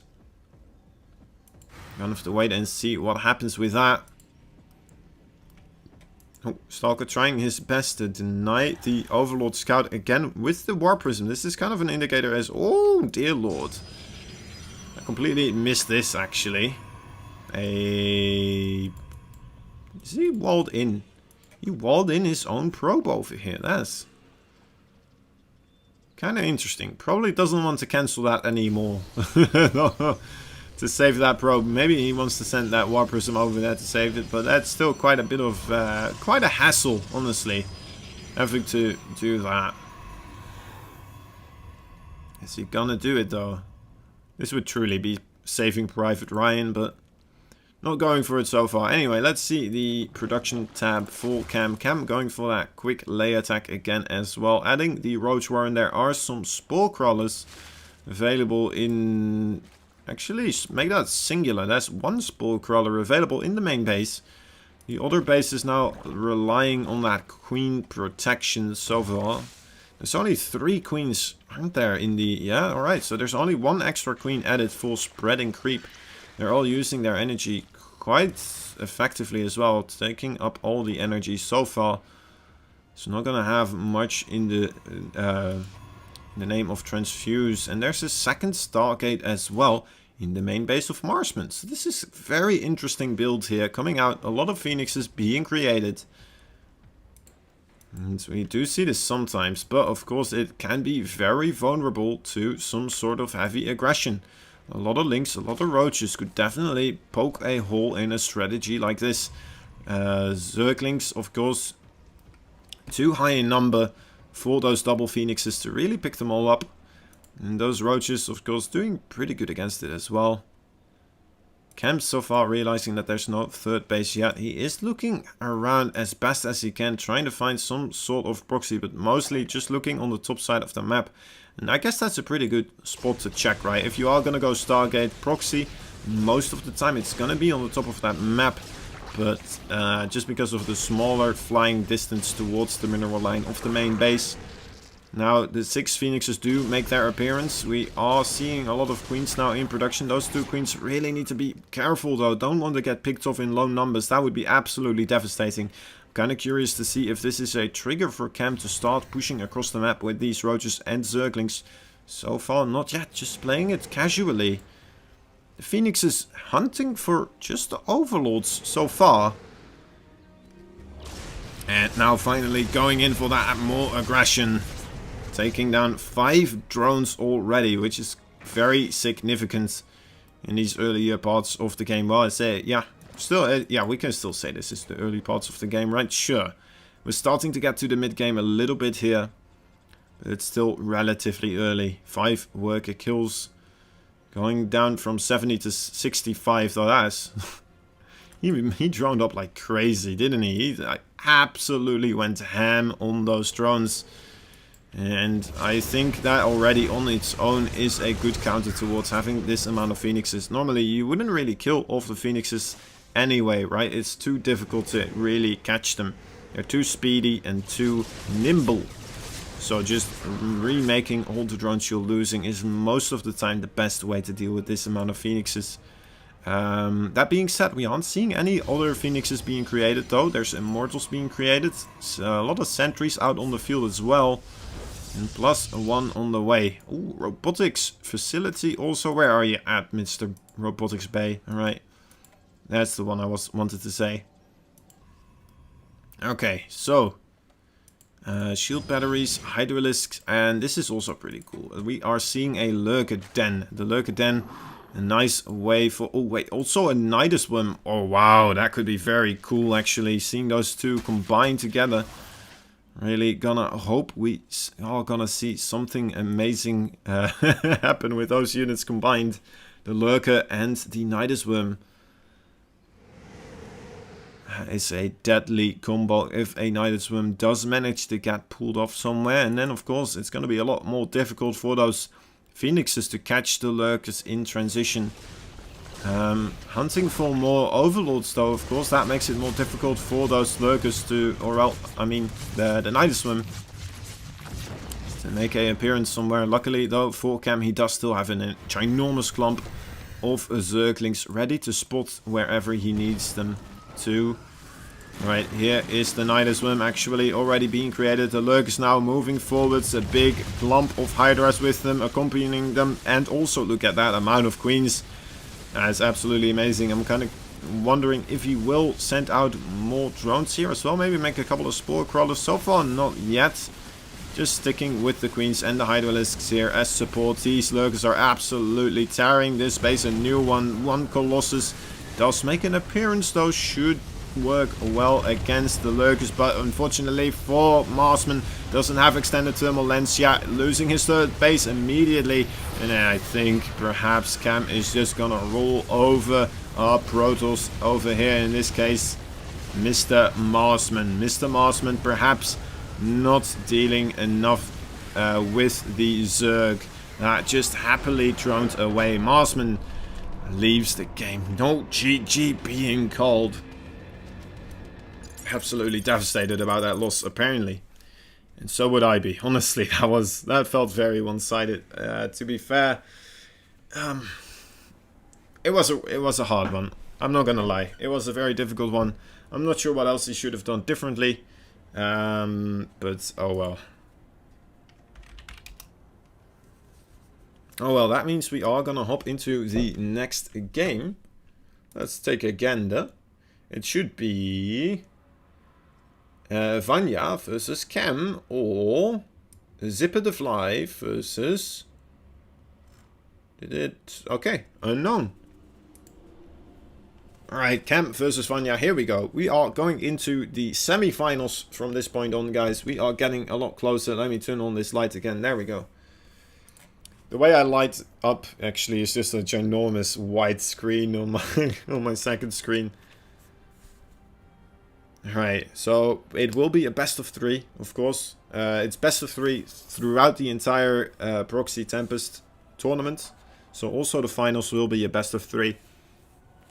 we're gonna have to take a look at what is gonna go down and who will get to play in those finals of these two players, Cam and I just said it,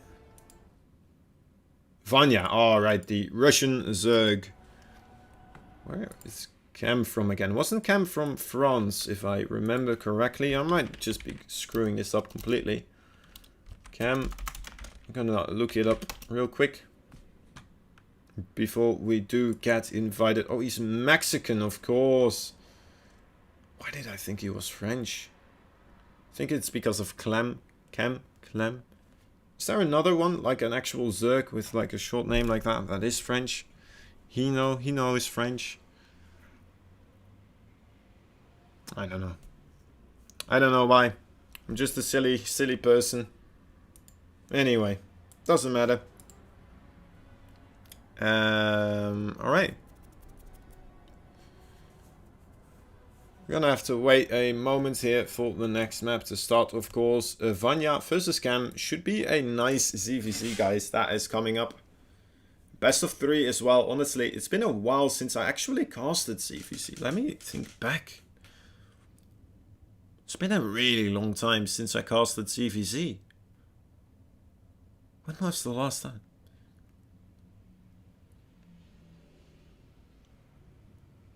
It's like crazy long. It's like long enough that I don't remember. Well, the thing is, right, I do get to cast a lot of show matches these days. So show matches, obviously, not really concerned with CVZ show matches most of the time. Show matches usually between one race and another race. They try to stay away from a mirror matchup.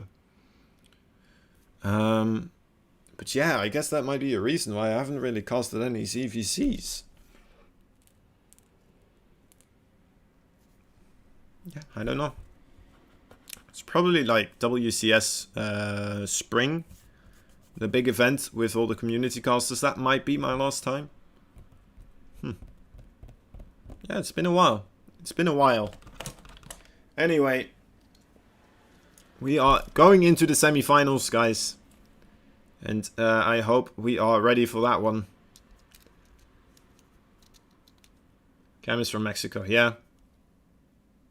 Yeah, for some reason I just completely blanked out. A blank spot in the mind. Let's hope I won't forget anymore. I probably will. For some other poor player. I will just besmirch their reputation.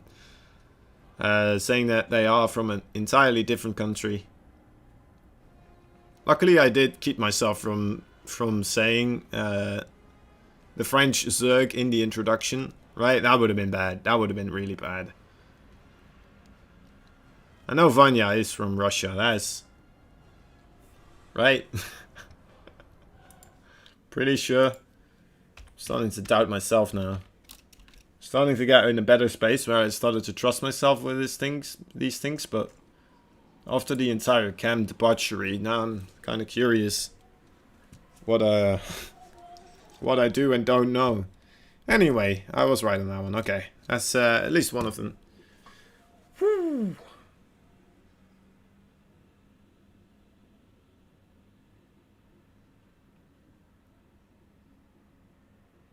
My game froze.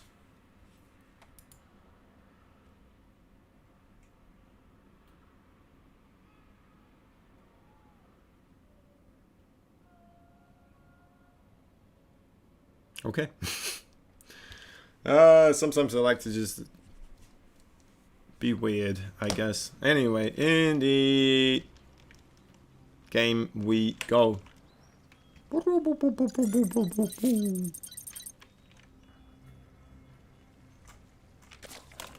We have, hailing from Mexico. He's a Zerg. He's spawning in the bottom right corner of the map. He's blue and he is known as Cam. his opponent in the top left side of the map. It is the Russian player in the red collar. He is Vanya. Oh, that was kind of cool. Don't know what I did exactly, but oh well. Then I did scroll, zoom. No, is this a thing? Oh, that's pretty cool. Oh, I can do this. That's pretty interesting. Learning new things. Oh. So I can just use that button instead.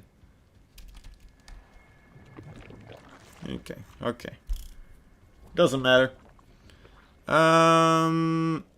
We are looking at mirror builds, actually. Cam slightly behind, perhaps, in the drone counts, or on the drone production, I should say. Look at that. 17 versus 17, now 18 versus 18, now 18-18. It's a close call, but look at that. It's going to tick up here again once more. 19 versus 18. Vanya in a dominating lead here. Oh, I'm kidding, guys. I'm kidding. Of course, the game isn't going to get decided on that. I know. But it's always interesting to me, though. Like, there's small differences, but it does kind of indicate, like, slight differences in perhaps skill, perhaps in speed, that might carry on in the later parts of the game as well. Let's take a look at the APM. It does look like, actually, no. Getting mixed signals here. Current APM for Vanya higher, average APM for Cam higher. So maybe Vanya spent a short moment there at the start of the game, just doing something else. Finishing off a Sudoku. Who knows? A third base for Cam very early here, actually. And on the opposing side, we see Vanya going for a layer attack very quickly. So that might actually be a third base that Cam will start to regret later on in some moment of this game. Now also getting his Baneling Nest, actually cancelling his Baneling Nest. And now going for the Evo Chamber. What did he see that made him cancel his Baneling Nest? No third base, is that it? That's very interesting. Didn't see anything here. Roach Warren and the Nidus Worm actually on the way. Okay. Vanya definitely gonna ramp up this aggression very quickly in this game. We're gonna have to wait and see what will occur with that. Of course, there is a Overlord already pretty reasonably positioned here for Vanya. I like how Vanya didn't try to run away with those things, because of course he doesn't have speed versus the Speedlings. And now the Speedlings marching across the map. These guys should get a scout going, but perhaps it's going to be too late. These roaches are gonna hop into that Nidus Swim. Alright, there we go. Vanya now having been revealed. And there it is. It might be a little bit too late. A lot of the Zerglings immediately on the production line though, so it might still be okay. He might still be able to mitigate this damage, but that's a lot of roaches. As long as they don't get completely surrounded by these lings, it's gonna be okay. And this is a nice Nidus Worm as well. Gonna give a little bit of extra cover here from getting a good surround. Those drones being pulled as well. Marching through with the Mineral Walk. Trying to get as much surface area as possible. A second Nidus Worm. Now shouting out this Nidus Worm anthem. And this might be it already for Cam. Cam in a lot of a world of trouble here, guys. Vanya may be victorious here. A lot of drones already having been killed. 16 to be exact. And Vanya now haven't taken the economic advantage. More drones being pulled, but I don't think it's gonna work. I think Vanya has absolutely obliterated anything blue related on this map. There it is. First game going to Vanya.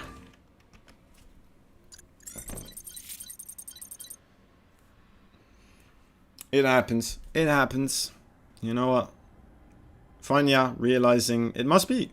Actually, Vanya is from Russia, right? I don't know if it's Western Russia or Eastern Russia, but it must be kind of late there, right? It must be. Well, then again, for like a gamer, in gamer terms, it might not be that late, right? But kind of curious on what time it is for him. Perhaps he is trying to do his best to get it over and done with as soon as possible so he can go to sleep. I don't know. You know what? For me, it's only like 10 o'clock. But that would mean that for him, it might be like 2 o'clock. Or something else. I don't know. That's what I'm trying to say. Anyway, if you do know, let me know.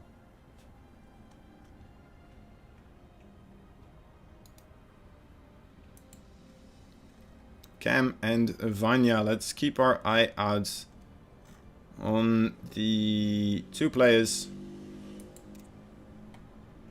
Says they are in game.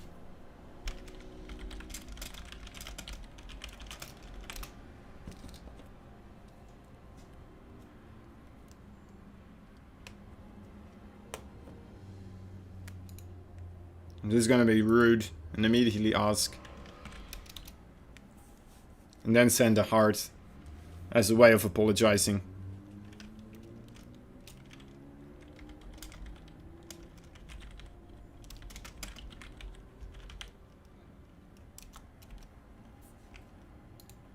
I am not getting...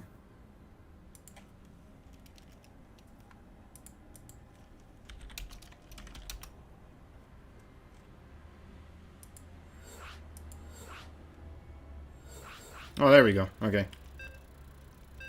Wow, just barely getting in there. Holy. Oh, Vanya sending me a direct link to join that lobby. Much appreciated, Vanya. I wasn't getting those invites, so something happened there. Anyway, look at that portrait there for Cam. That's a badass portrait, isn't it? Look at that one. Oh, stellar. Absolutely stellar. Anyway, alright. Game number 2 in this best of 3 series between the two Zerg players in the semi-finals for the Proxy Tempest. We have in the top right side of the map a blue Pro... Oh my god, not Protoss, it's Zerg. Like I said, Zerg. It's a blue Zerg player. He's from Mexico. Cam. Might be pronounced Cham. If he... Cam? I don't know how... Oh my god, how would they pronounce it? If it's Mexico... Cam? Cam is just pretty good at CVC. Now, alright, so Vanya is used to playing these types of tournaments. Okay, that is good.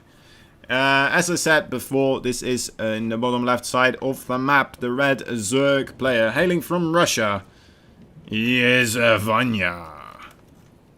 And, well, he might be used to playing these tournaments, but it does appear like he wants to get it over with a certain speed. Doesn't want to stick around too long, perhaps. You know what? Not looking forward to 50-minute games. Well, I am, but I'm guessing Vanya isn't. It's just a guess. It's just a ponder. It's just a thought. I'm no oracle, of course. I don't know. I'm not psychic. He might still want to play that longer game, but perhaps this is just extremely safe, right? For him, in his eyes, probably not. We'll have to wait and see. Definitely gonna have to try and put some pressure on the other side of the map, making these 4 links over here. Shouldn't arrive in time though before Cam already has his own links, I assume. If he does actually start those links. Oh my dear lord, he's just droning up. Those screens are gonna be a little bit slow, I assume, for these other links to arrive. So they might actually be able to pick off a drone or 2. Maybe a couple more. Let's take a look over here. There it is, starting off nicely. Surrounding that one drone immediately. Now jumping right on top of those other ones. Oh, that is quite smart of Cam. Moving away from the rest of his drones. Making it more difficult. Oh, almost getting the extractor there as well. Now with the queen out and the links. Vanya. His links will be dealt with. Actually, somehow, some way, those 4 links killing off the other 4... Well, those were 4 links as well, right? I'm not hallucinating, yeah? Yeah, 4 links versus 4 links, and surviving with his 2 links. Very nicely done by Vanya there. Vanya. Very nicely done. Alright, Cam actually... Oh my dear lord, that is a lot of links on the way. Speed on the way too. No baneling nest yet though. Is he still mining gas? No, no gas either. So just pure Zerglings here. Pure unadulterated Zerglings on the way. Gonna march across the map here. Cam feeling like he may have taken a little bit of too much damage perhaps, and now trying to put the hurt on the other side of the map. Oh, Vanya though immediately already making a wall of here. I believe that was before he even noticed that Zerglings were on the way. Perhaps just because of that queen pushing out that aggressively, he expects Zerglings to make an appearance. Now completely aware for 100% because he did full wall off here using 2 Evo chambers and his Roach Warren. And links though plenty in number are going to be able to will away at this evolution chamber, but the second one immediately being thrown down here. And now the queens just slowly but surely...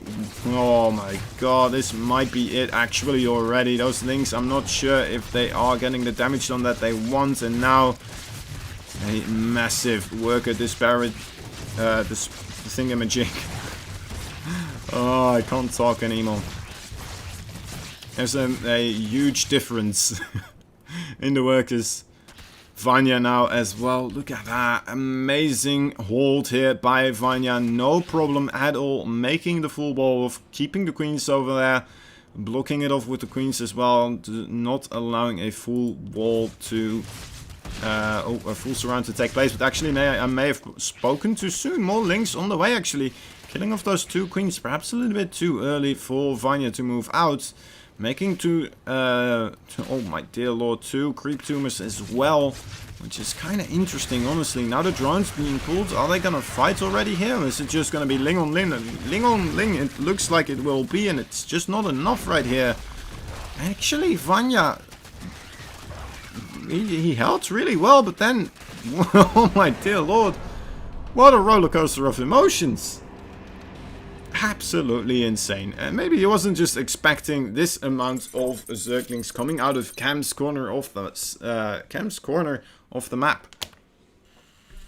And yeah, that was something else. Honestly, Vanya was in a absolutely wonderful location, absolute wonderful positioning, holding off ever so nicely, like pretty much as good as you could hope for. And then, yeah, just moving those queens a little bit too far, not recreating his Roach Warren in the same location to make remake the wall, and then just being overwhelmed. Absolutely slaughtered. So very unfortunate that we are gonna hop into match point for both of these players now. The best of 3 will end here in this semi-finals, of course. Oh my dear lord, somebody elected not to join the lobby. And that is Vanya. Vanya, are you okay, my friend?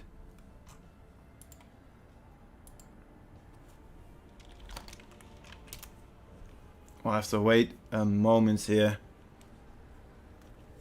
I need to watch my posture as well, of course. And you guys as well. Watch that posture. It's important. It's important, right? You're gonna get old one day, and then you're gonna regret having slumped over this much. Or perhaps you're still gonna be playing computer games at that age. I don't know what's gonna happen with our generation. Honestly, it's so weird, isn't it? I mean, old generations that used to like go fishing and sailing and use typewriters and stuff, I suppose they're still doing that, right? They're trying to learn smartphones maybe as well, but we'll just stick to computers, alright? Let's just make that decision here. As a generation, as a whole, we should just stick to computers. That's what we're good at as our generation. Our bread and butter, as they say. Anyway. Here we go. Into game number 3.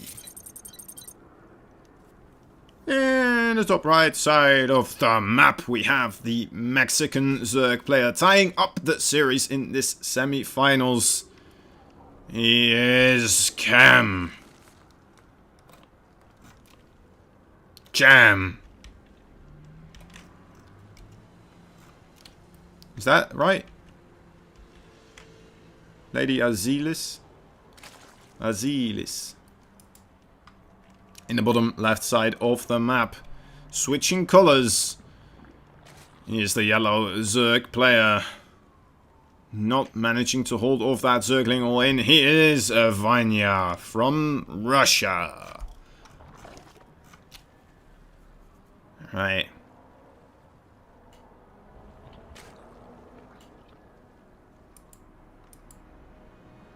Chem? Am I saying it better now? Am I getting closer? Chem? Chem. Chem and Vanya. I'm more comfortable with Vanya's pronunciation. I'm pretty sure I'm pretty close with that one. Chem? I have no idea. This is why we should just all call ourselves like weird English, you know, names that Koreans would use, like torpedo and blood clots, or like you know, Doom Patrol. Anyway, let's see what's happening in this game. We are seeing a Baneling Nest actually being created quite early on. A lot of links in production as well. Actually, just only links now from Vanya. Having that second hatchery though, making things appear normal perhaps. But let's see the reaction of Chem. Chem also... Oh, actually that's an evolution chamber. That is not a Baneling Nest. You need a Baneling Nest, I assume, here in this situation. It's going to be very difficult, or at least some sort of a wall off. It's going to be very difficult though, of course, to wall off as a Zerg in this map.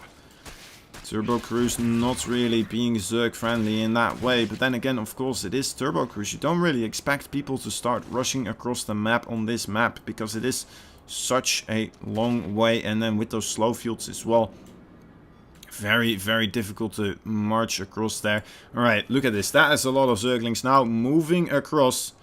Yes, that's correct. Okay, okay, I'm gonna stick with that. Thank you so much.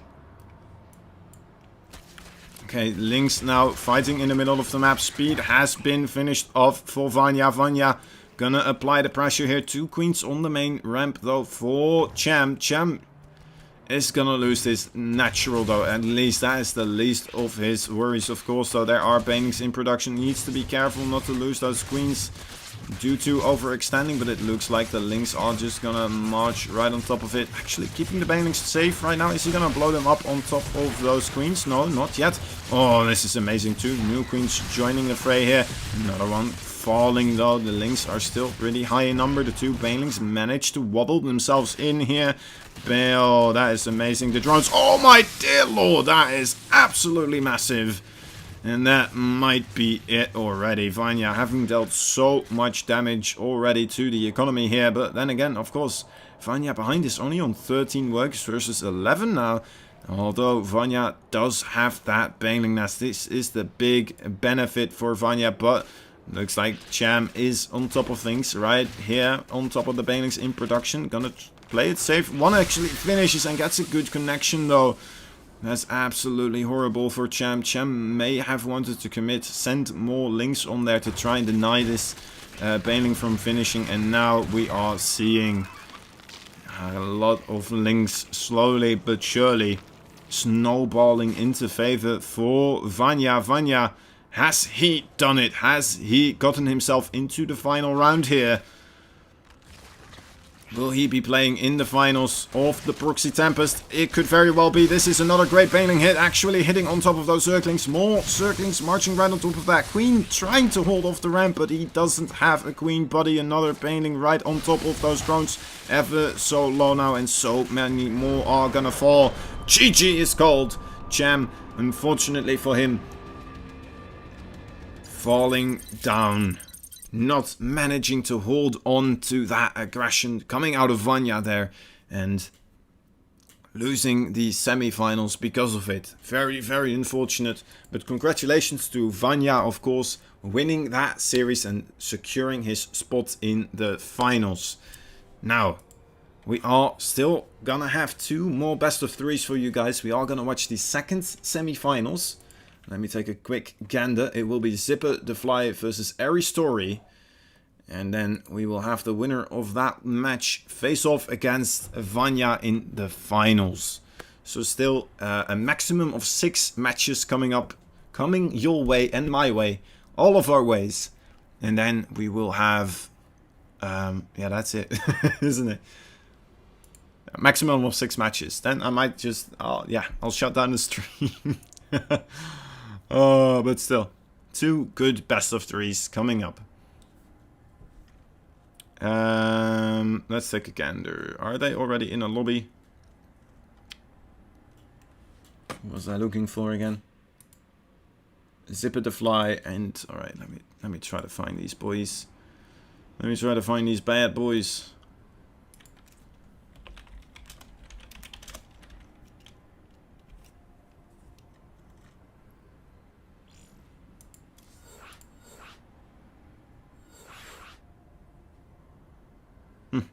I'm okay.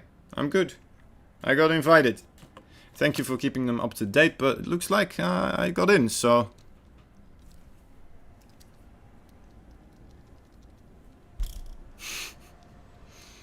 It's all good.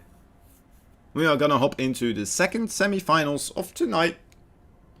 2 out of 2, as per usual. I would like to see a tournament where you have 4 matches in the semi-finals, but then again, it wouldn't be the semi-finals anymore, would it? Sad how that works. Anyway, we are hearing that lovely countdown sound. Aww. Aww. Why are we sad? Alright, Chem. You wanted Chem in the finals, right? Vanya. Vanya is pretty good too. Alright, here we go. We have in the top left corner of the map. Let me get you guys into the right overlay actually first. In the top left corner of the map, it is a green Zerg player this time. He is Aristori from MKS Makers. Crying out loud. I don't know what's wrong with me. Anyway, we have from 3D Clan a red Terran player. In the bottom right side of the map, he is known as Zipper the Fly. Don't do maths on stream. What maths was I doing? Oh, right, four semi-finals. I remember. No, it's fine. It's fine. I dealt with it. I'm a professional. I skimmed over it like it didn't even matter if it was correct or not. That's the thing, right? If you do maths, you gotta do like, alright, the square root of 12 should be something, but probably not that. So we're gonna go with something else that's not correct. It's gonna be 26. There you go. That's how you do maths on stream. Showing how little you care, in fact, to get it correct, and then it doesn't matter anymore. Okay, we have a quick expand Reaper coming out here for Zipper the Fly. Zipper the Fly, obviously, a wonderful name to say. Got to cast him once before this in the WCS community casting. Had an absolute blast of the time. Saying his name back then as well. But yeah, maximum 6 matches, minimum of 4, exactly. Let's hope they will be good ones. Let's hope they will be good ones. And here is the first one of those. It's looking alright so far. Nothing too crazy going on. Second gas being taken as well. I believe that was after the factory though. So might be, I'm gonna say bio, but it still could go anyway, honestly. I don't know. I've heard many things being done actually. But right now, no, it's too early to say. It's too early to say. Reaper in the main base, gonna try his best to scout out if there is some sort of weird roach warren or like a baneling nest being created. Doesn't really see anything. Sees the third base though. A quick third base here from Aristori.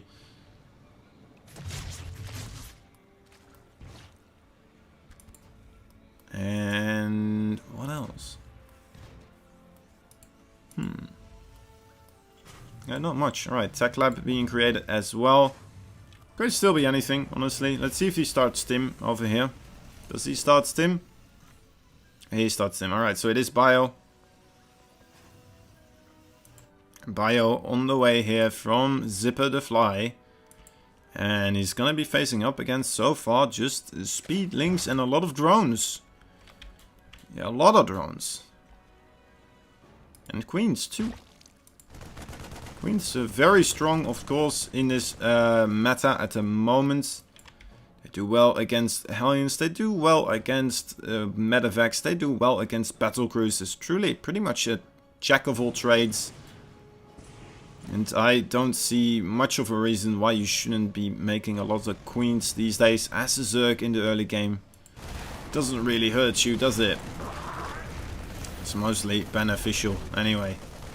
Hellions gonna try their best to get a little bit of a pokey into the third base. Are gonna get, you know what, very much denied. So they try to take the natural instead. Oh, but the Overlord, of course, scouting this out, and the Queen should be able to rotate in time. It seemed to be unnecessary though. Kind of curious to see if that was Zipper the Fly, his moment where he tried to duke the Zerg. I mean, if you do go over here, it's such much more of a commitment, right? So if you do go onto the left side, you don't know if there are actually queens or links coming in from this side as well, and they're completely flanking you. Alright, actually does try to go for it over here. Doesn't want to commit too much. Alright, actually, going in. No, going back out again. Zipper the Fly. Trying to play it safe. Gets a little bit of a surround here on top of his Hellions, actually. His Hellions are all going down. And the Lings are, oh, actually maybe not too heavy in number here. It's really close. Actually, oh my dear lord, 2 Lings survive. Okay. That's a really nice play that for Aristory, who now has his lay attack up as well. A good economy on the 3 base. Not really having taken much damage whatsoever. Now gonna lose 4 drones maximum. Actually just 3. Repositioning that Liberator there. Denying mining for a little bit and then heading off into the corner of that map there. Playing it safe. Nice deny of mining as well. Reasonable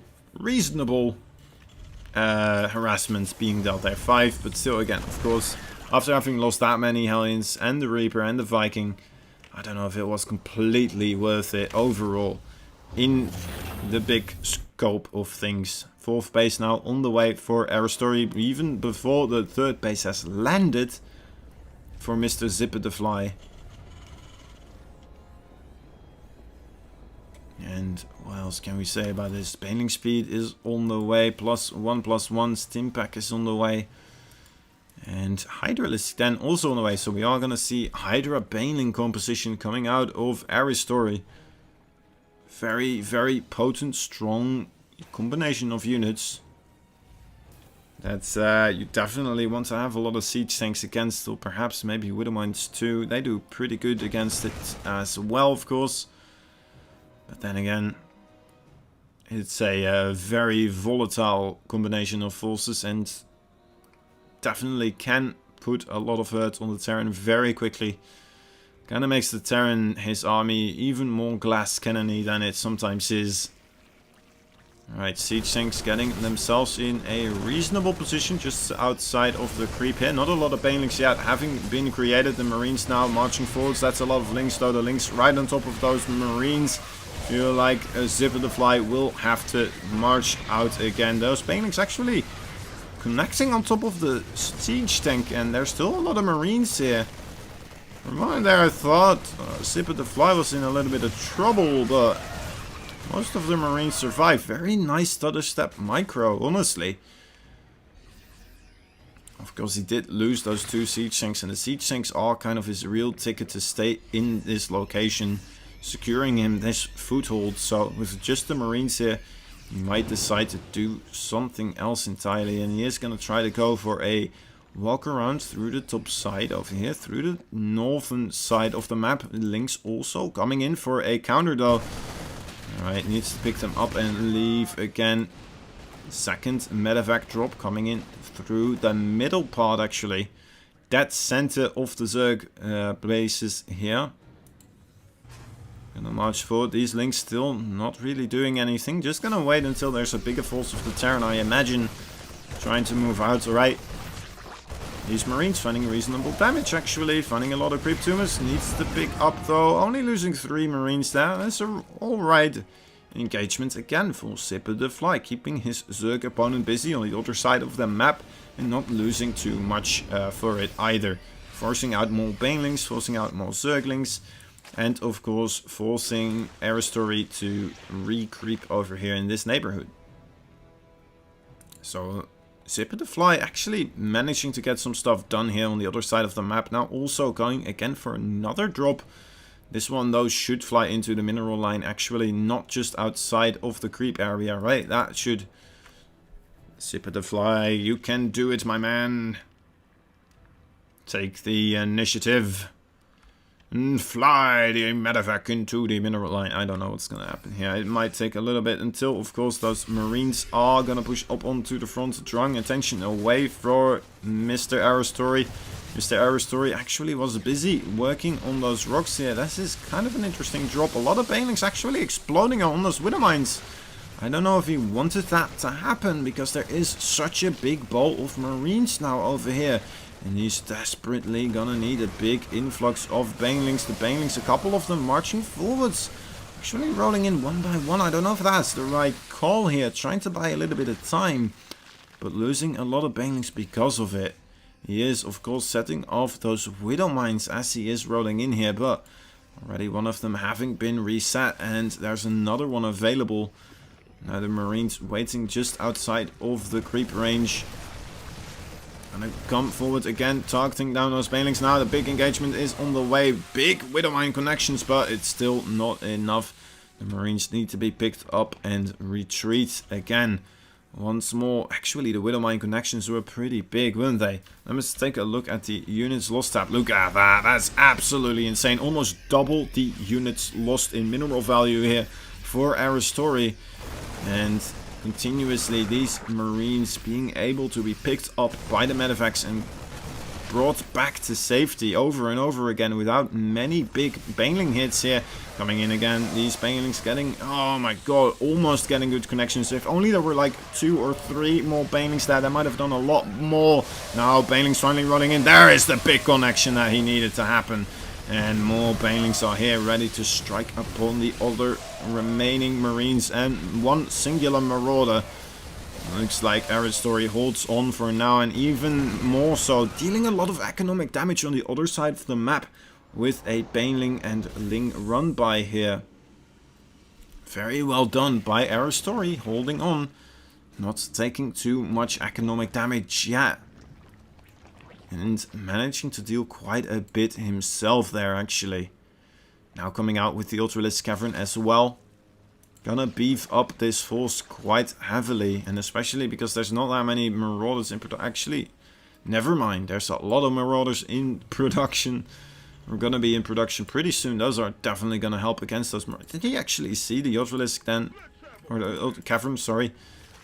He did not, so he might just be aware of Aristory's playstyle and starting to prep using those Marauders, or perhaps he's just mixing in more Marauders to avoid being, you know what, trading out that inefficiently against those Banelings.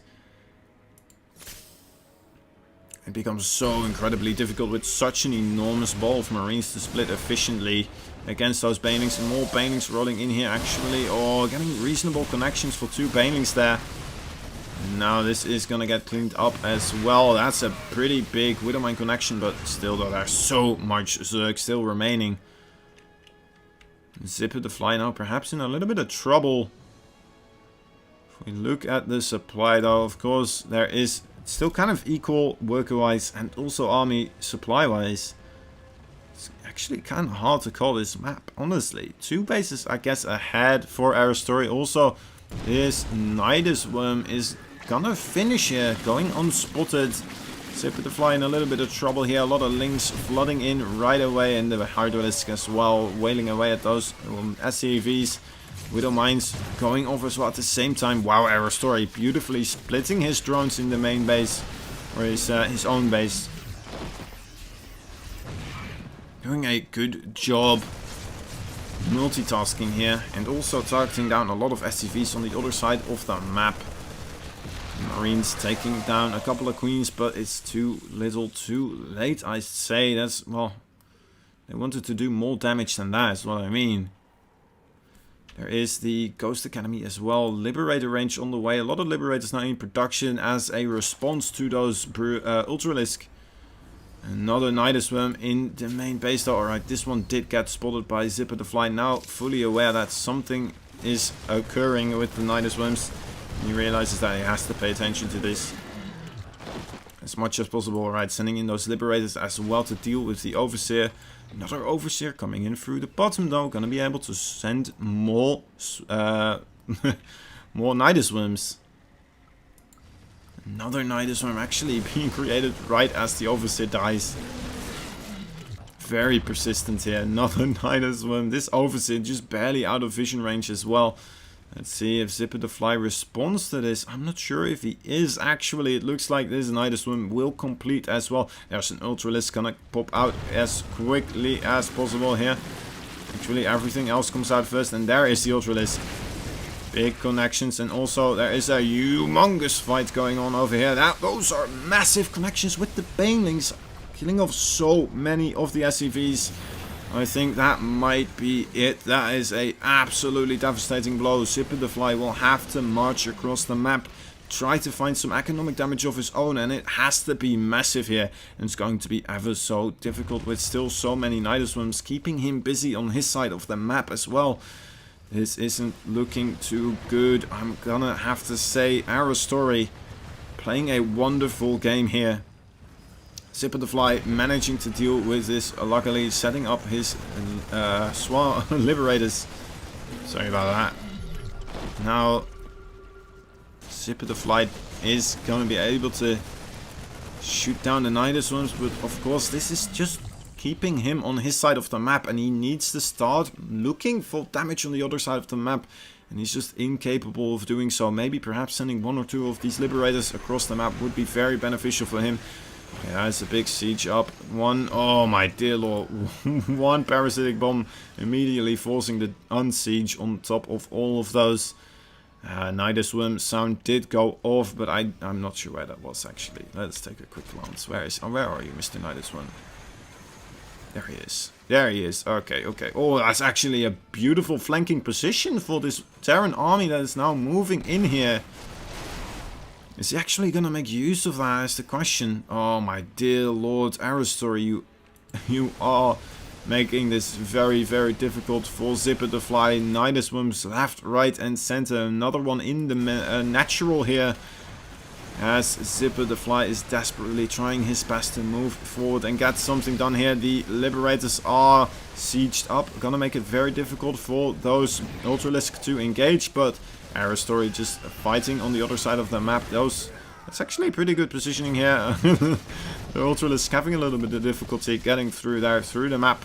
Aerostory, is he gonna be able to hold on though? That is the big question here. Snipes are good on top of those Ultralisk. The Vipers need to get sniped perhaps as well. Need to still be dealt with. Those long-range Liberators are doing very well. There we go. Those are beautiful snipes right on top of those Vipers. And the Bio Ball is still very strong in the natural, well, in the third base now, moving forwards.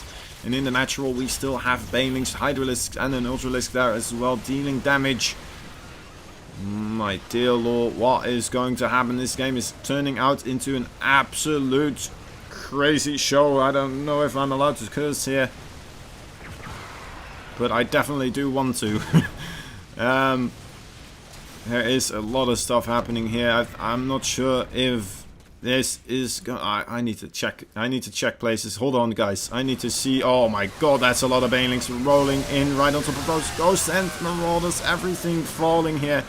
Now just mainly Liberators remaining here for Zipper the Fly, and if there are a lot of Corruptors in the production line, actually not that much gas banked up, so it's going to be difficult to create those Corruptors.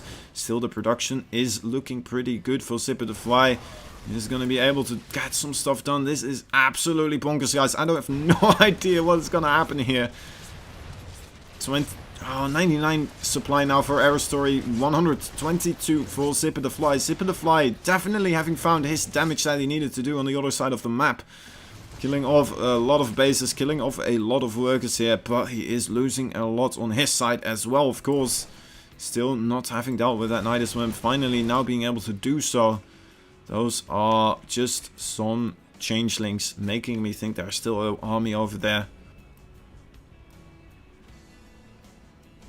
Aero Story did look on fire, but how, well, don't count Zipper the Fly out. Yeah, he is fighting back with a vengeance, and he is not giving up so easily.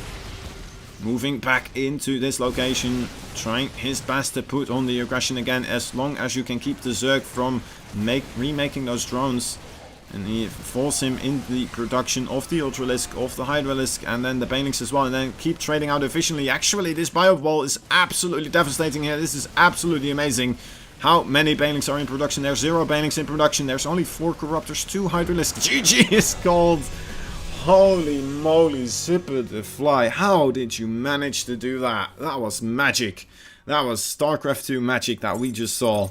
Somehow, some way, Zipper the Fly managing to push back, finding pretty much the greatest engagement that he could have asked for, and managing to pull back from the, you know, the pits of despair there. There's nothing less that you can call that.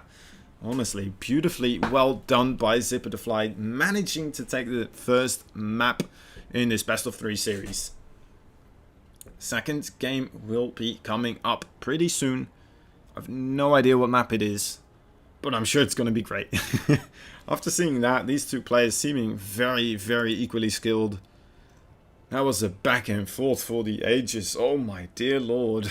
That was something else. This is one of those games where you're like, alright, well guys, Twitch chat, you say something is over. You know what, like, you can show them this, a replay like this.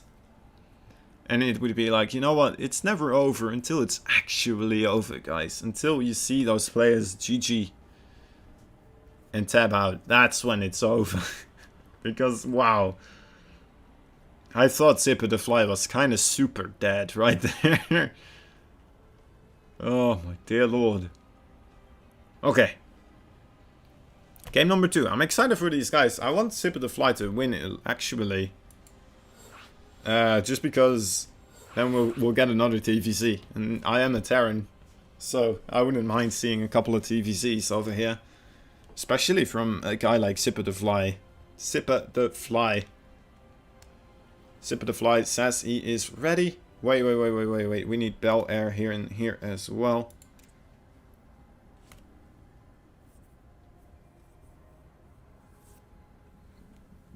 Is Bel Air AFK for a moment, or what's happening?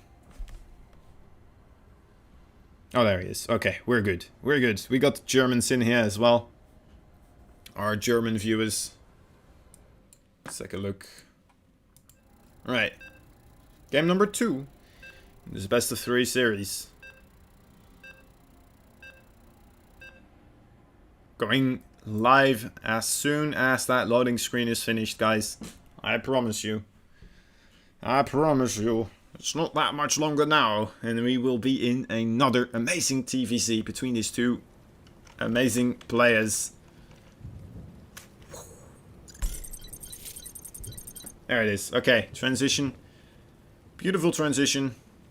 It got mistimed a little bit there, but you know what, I'll try to fix it at some later point. Sometimes it lags out a bit and then it needs like half a second longer, and sometimes it's like, well, I don't need a half a second longer today.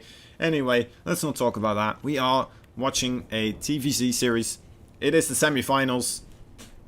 Whoever wins this will meet Vanya in the final match for the Proxy Tempest. In the bottom left side of the map, it's the Zerg. He's the green colored Aero Story. Okay, and in the top right side of the map, his opponent taking an absolutely amazing game there. Somehow coming back from something that looked absolutely abysmal. He's the red Terran player. His name is Zipper the Fly.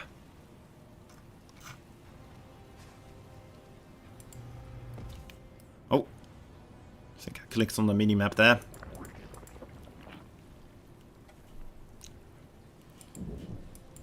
Right. Alrighty. What will happen to these players? What is occurring with the builds today?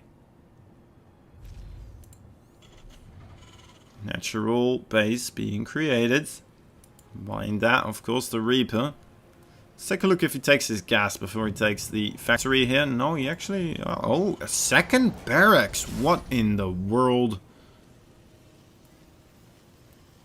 Is this... Oh, right. This is just going to be the Reaper all in, isn't it? Or like the Reaper, mass Reaper pressure. Actually, with a reactor as well.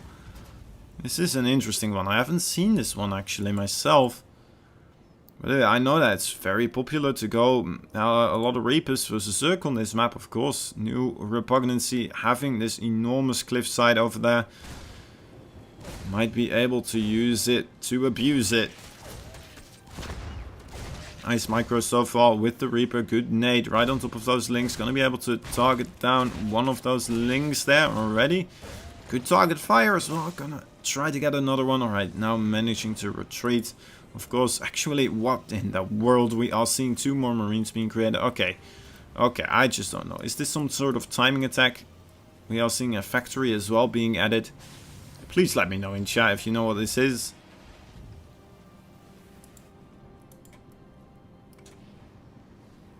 The second Rex. Immediately manages, of course, to get Stim through this. And then also just keep his Marine production up. I'm assuming he won't have a third base very quickly, but that's for sure.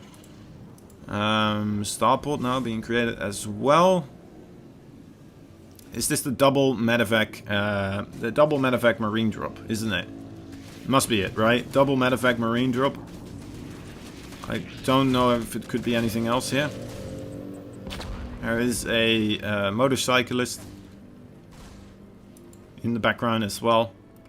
Didn't know they had motorcyclists in New Repugnancy, but apparently they do. Alright. Zipper looking to find some more damage here. Just not to lose the Reaper would be good too. Managing to get out of there, actually. Is he? Oh, God, he's healing up. Get to that cliffside, Reaper. Don't use the ramp. Okay, using the ramp. Oh, my dear Lord, he saves it. Okay, wow. Amazing. Absolutely amazing. Right, that's a lot of Marines, though. And Aerostory did manage to see that Marine clump, of course. So, well, there's already a Baneling Nest on the way, which is a good start against this, right? That's the starting of a answer that you would want, and that you would need. Now 2 medevacs fully filled up to the brim with those boys, the Marine boys, and 2 engineering base as well behind this. Very interesting. +1/+1 immediately. This is a lot of Marines being thrown out by Zipper the Fly. Zipper the Fly coming in to the third base location. A lot of Banelings right now in production. Still 4 Banelings actually. Just 4 Banelings. That should be enough if they do get good connections. Oh my dear Lord, that was beautiful targeting. And now the Marines running out of stim. Should still be able to do quite a bit here actually. This is absolutely amazing. Hitting a beautiful timing attack here. Managing to hit before Aerostory really has much of anything. Killing off so many queens. Not going for that third base. Actually just gonna go straight for the main base. Oh my dear Lord, that medevac is so low. Alright, retreats for now. Doesn't want to lose units unnecessarily. And just start building up more and more of his Marines. And trading out efficiently this way. As soon as that +1/+1 finishes with the combat shield, I imagine he's gonna start marching across the map again. There is the third command center finally, and also 3 more barracks on the way. I would love to see a repair on that medevac as well. And just as I say it, there you go. Zipper the Fly knows what he's doing. He's my man. He's the Terran of my heart. Alright, Zerglings gonna scout around. Gonna have to try and keep an eye out when that Terran army is moving out. Oh my dear lord, is he gonna see this though? Let's take a quick gander. Okay, so yeah, does manage to take a good look at those medevacs, sees that they are on the way, should be able to morph a couple more banelings. There he goes. Okay, and now as the medevacs are arriving, +1/+1 is about to finish. Dropping them off the creep so far, gonna be able to slowly march in here. Alright, stimming forwards, seeing the banelings pretty far backwards, gonna have to split very quickly. As soon as those banelings start waddling forwards, of course, no baneling speed yet available. Those are reasonable connections actually, I'd say. And, oh, that's nice targeting though from Zipper the Fly. Does he have enough to break through here? Oh my god, it's so close. It's so incredibly close, guys. Is this it? Is this Zipper the Fly gonna be able to do a lot of economic damage here? A lot of Zerglings almost about to pop here. Gonna try and jump on top of those Marines again, I assume. Yes. Yes, this is a good position though for those Marines. Completely healed up again by this amount of medevacs as well. Zipper the Fly, you absolute beast. Has he done it? These Zerglings are just not enough to deal with this situation right here. Story not in a good position at all, losing so much of his stuff, losing overlords, losing drones, losing the Zerglings again. This +1/+1 absolutely tearing the Zerglings apart, and Zipper the Fly with a very, very nice build there. A good timing attack with a good another timing attack follow-up. Completely tearing Story apart there in the semi-finals, and that means Zipper the Fly is our second finalist, and he will be fighting off against the Russian Vanya. Absolutely amazing. Zipper the Fly showing what he is made of and showing us some great games here.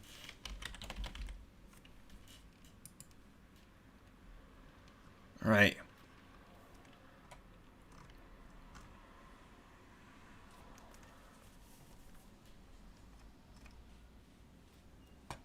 Now, we are gonna hop into the finals, of course, as soon as the map choices have been dealt with. I hope you're still having a good time. Thank you so much for joining us. We are watching the Proxy Tempest. I originally wanted to cast the Alpha Pro, well, yeah, Alpha Pro Team Leagues quarterfinals for these playoffs. Unfortunately, it didn't really go as planned, so that was a best of 5 I was planning to cast. But luckily for me, I was casting with, well, I wasn't really, yeah, I guess I was. I was casting with Lady Azelis. And, yeah, she invited me to do the Proxy Tempest instead. So very nice. Got to do some casting at least today. Some actual casting. Gotta keep myself sharp. So thank you so much for inviting me. I'm having a blast with these matches.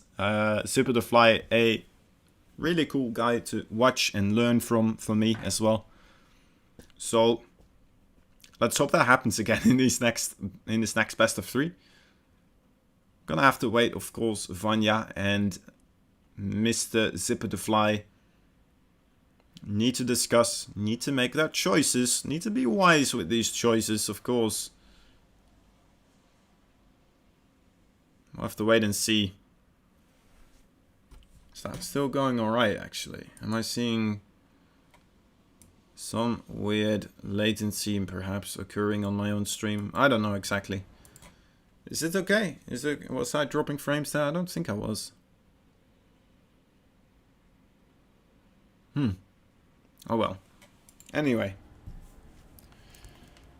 So yeah, thank you all for watching still. We're still on Team Liquid as well. I think most people... Let me take a look. Oh. Interesting. Ah, Momentum Cup is still rolling as well. There's a lot of people watching the German stream. Am I doing something wrong here? Should I learn German? Is that it? Is that my ticket forward in the casting community? Is that how I will make my breakthrough? Learn German and then it will all happen, of course. Well. I need to stretch. No, wait, how do I... Oh, never mind. Okay, never mind.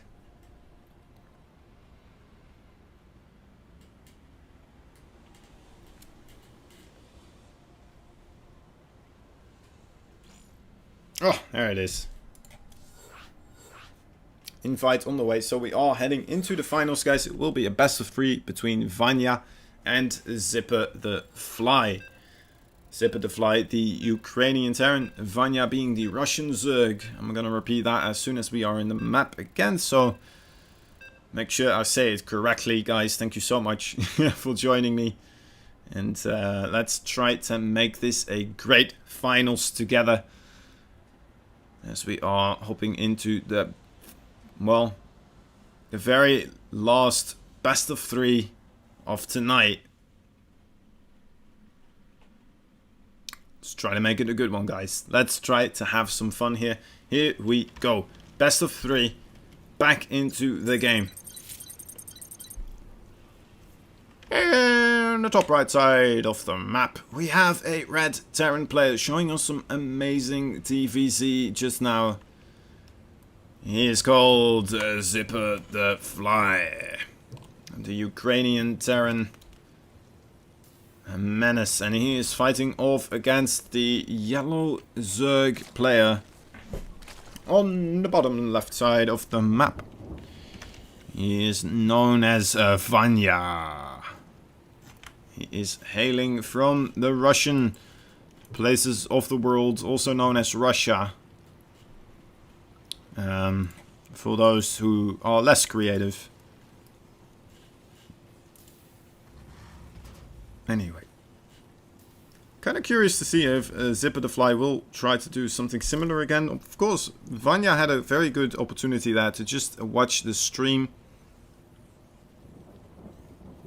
It's all good, don't worry. It's okay. As long as something is being watched, right? Thank you. Kind words, kind words.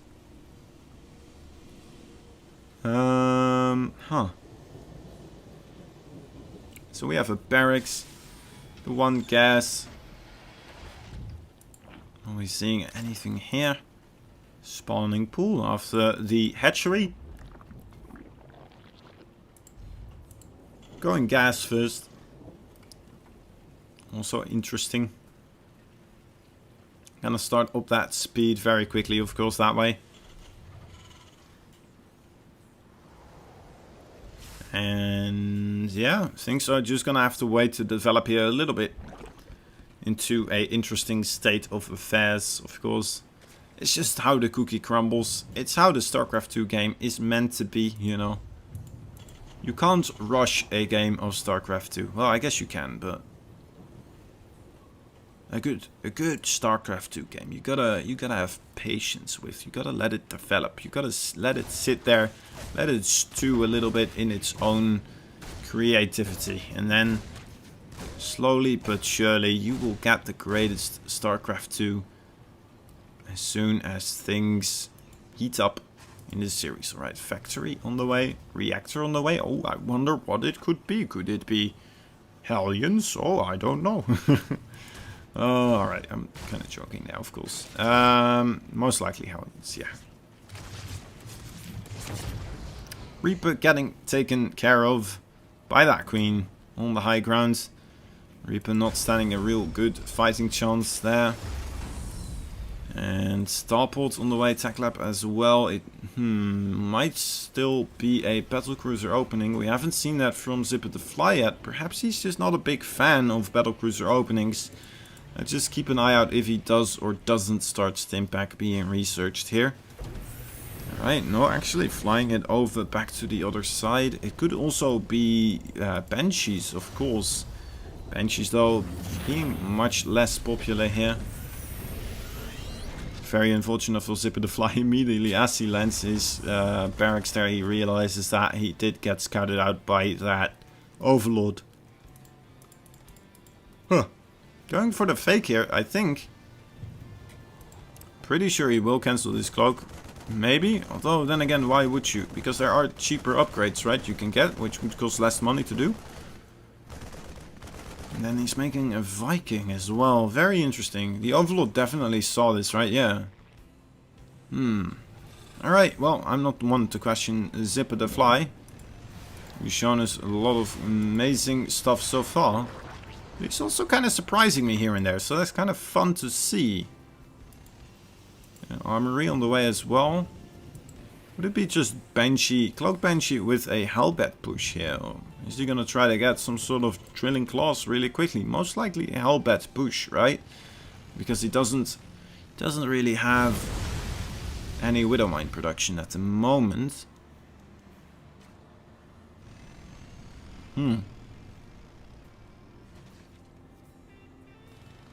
Alright, and Stim also gets started up, so surely a jack of all trades here.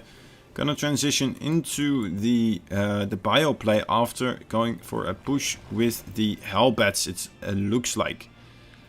Those Hellbats are absolutely devastating, of course, and with the Banshee support, definitely could do a lot of damage here. With just Zerglings available, only Banelings now being started, it looks like. Yes, it is. Alright, so the... Oh my dear lord, that is very unfortunate. All the Baneling production gets cancelled here. The Hellbats marching forwards, want to try to get on top of those other Banelings. The Banelings are about to pop though, and they are right on top of those Hellbats. The Hellbats need to split. Oh, that was a quick split by Zipper the Fly, but I think that was a pretty good hold overall by Mr. Vanya here. And yeah, only losing 4 workers there for quite a hefty investment here from our Terran player. There you can see it. Slightly in favor for Vanya, but of course that was a very big tech investment from Zipper the Fly. Now he does have his third base ready and set up over here. So he should be able to transition out of this using this Bioforce, of course.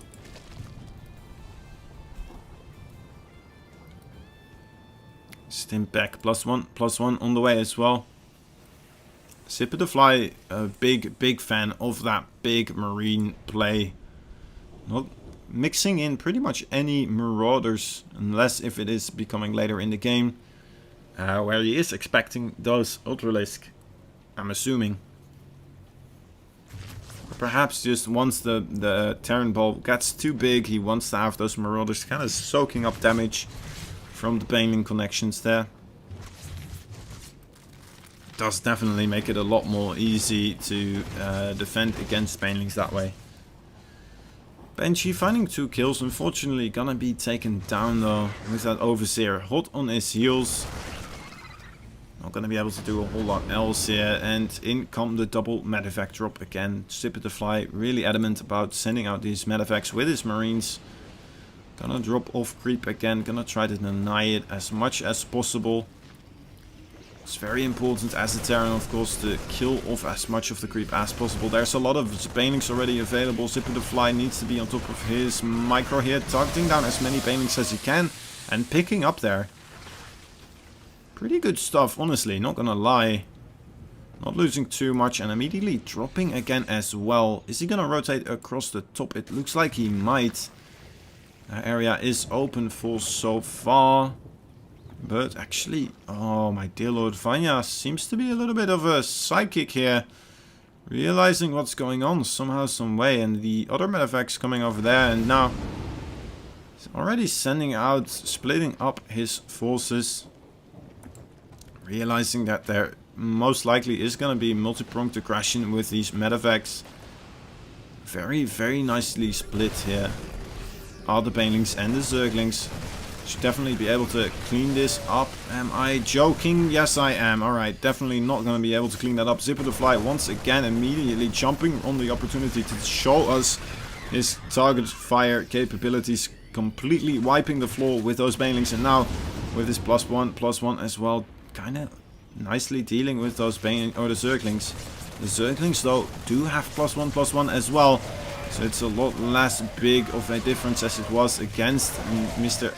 As our other match that we saw before this. Her story. Another drop on the creep. Gonna scan and swipe it away. It's not interested in that creep.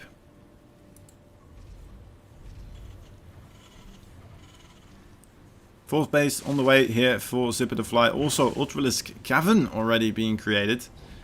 As we are seeing that being created, we are going to see more barracks. Those are most likely going to be tech-labbed barracks in this case. To add those Marauders. And then of course later on the Ghosts as well in case it is necessary. A big counterattack actually coming in here from Vanya. Vanya meeting a ginormous wall of though. It's a lot of Marines. That's a tank as well. I'm not sure how this trade is going to go. At the same time, we are seeing siege tanks being able to siege up on this location. Looks like Zipper the Fly did manage to hold off. That is natural. Scanning ahead, these siege tanks trying to get a little bit closer, inching forward. There's still so much creep available though, so these banelings marching forwards ever so quickly. Those Marines might be in a little bit of trouble here. Need to see great splits, and we do see amazing splits actually occurring here. Now Zipper the Fly moving on the other side, on the bottom over here as well at the same time, with a big clump of Marines and also a siege tank accompanying them. Now the Marines here on the top as well need to get right on top of those banelings. Amazingly get them, all of them actually. Alright, this has been cleaned up, but quick thinking on Zipper the Fly's part, taking away and zipping away with that little group of Marines here.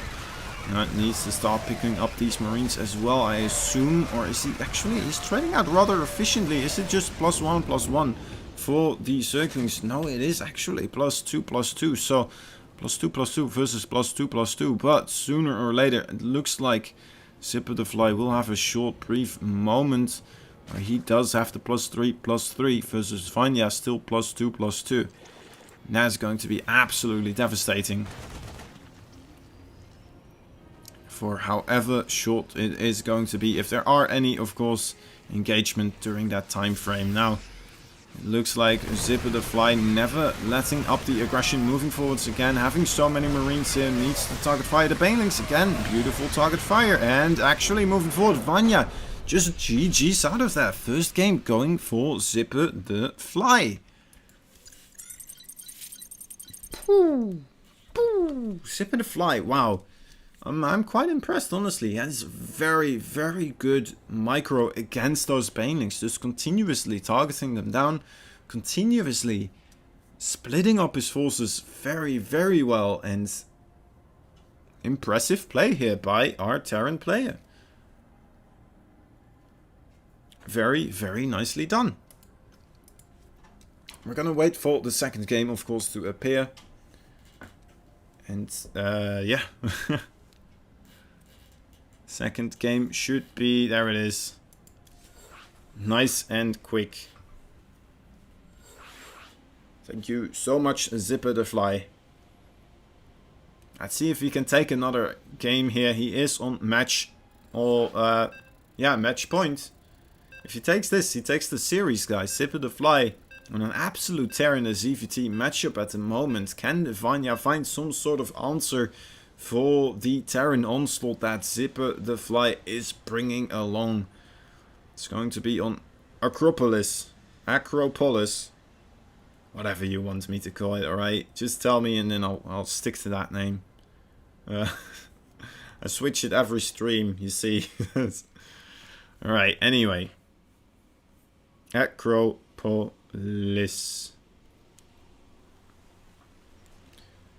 Here we go. Here we go. Let me update the scores and then I will take you into the game. Woo! In the top left side of the map, we have a red Terran player. He goes by the name Zipper the Fly. He's from the Ukraine, and his opponent from Russia is the yellow player in the bottom right side of the map. He is called Vanya.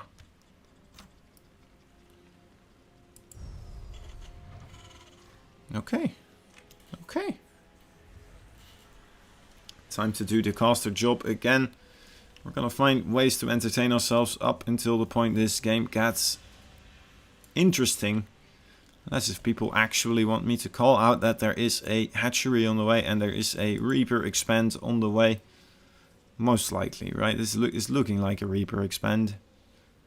I'm like 99% sure. Quick scouts coming out as well. Wants to try and make sure that Vanya isn't cheesing him at the moment. Yeah, I do agree. Zipper the Fly has been increasing his skill for the last few months quite heavily. Last time I saw him, I think he was playing against Youth Thermal, and like it just appeared like he didn't even want to have a regular game. Or perhaps, actually, no, if I remember correctly, Youth Thermal just kind of cheesed him.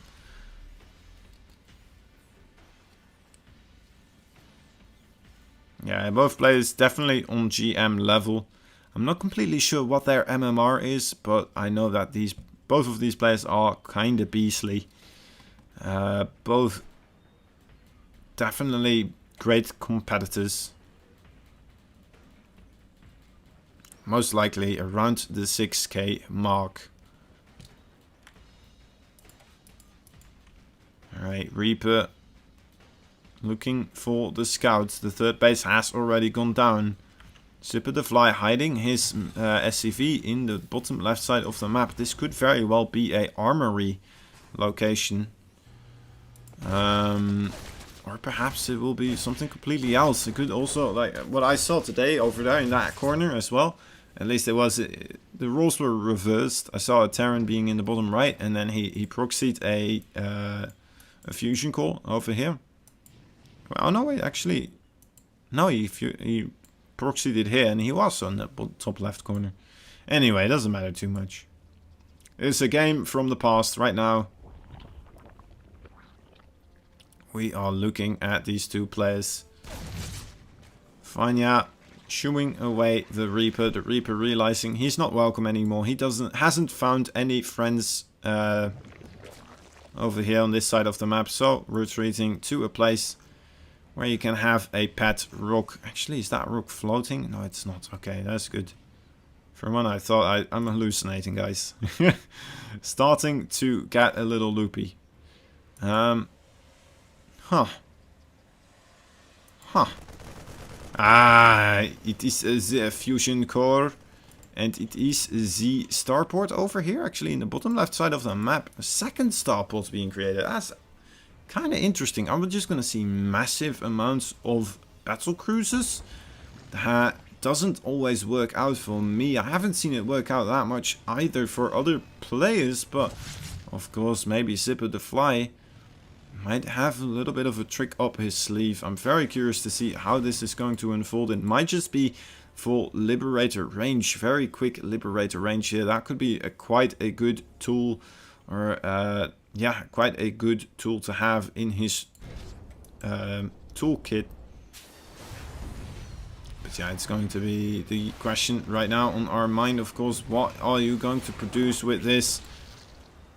It's a lot of gas, a lot of money saved up, most likely battle cruisers. There is the Yamato cannon being researched. So, yeah, looking like we are going to see double battle cruiser coming up here for Zipper the Fly. Very, very interesting. Vanya just barely not being able to scout out that starport. Very unfortunate. Actually, this looks weird. You might think there are two... Oh my god, that would be absolutely horrible, right? If he thinks there's two barracks. Because he saw the barracks first, I think with another scout. And then he came in from the top and then he saw that barracks. And he might not know that it's the same barracks, right? And now we see it. Well, we saw a couple of Zerglings being created. We see a lot of drones now being created as well. So that's really good. There's a Viking being an absolute pain. Hunting down Overlords already on 2 kills here. And Vanya taking a 4th base. Now, I believe Vanya... Yes, alright. So he does already have has a layer attack. No Spore Crawlers yet having been created though, except for this one. Where are you? Oh, there it is. Wow, that's embarrassing, isn't it? It was just out of line of sight. Anyway, it's over there. So 1 Spore Crawler available. Let's take a look. 6 queens right now as well. So that's a reasonable amount of queens, especially against, well, 2 battlecruisers. Let's see if the battlecruisers both jump right in to the main base of Vanya here. Or if they are going to use that TP to get out at a later point. Are they going to wait for Yamato Cannon as well? That's another question, isn't it? Is he going to save up for 4 battlecruisers? What is going to happen here with Zipper the Fly? What is your plan? Actually, oh my dear lord, he just zooped his battlecruisers over here to try and flank this enemy force coming in. That's a lot of links, that's a lot of banelings actually. Now going for a heavy aggression towards Zipper the Fly and deciding to go for a retreat again.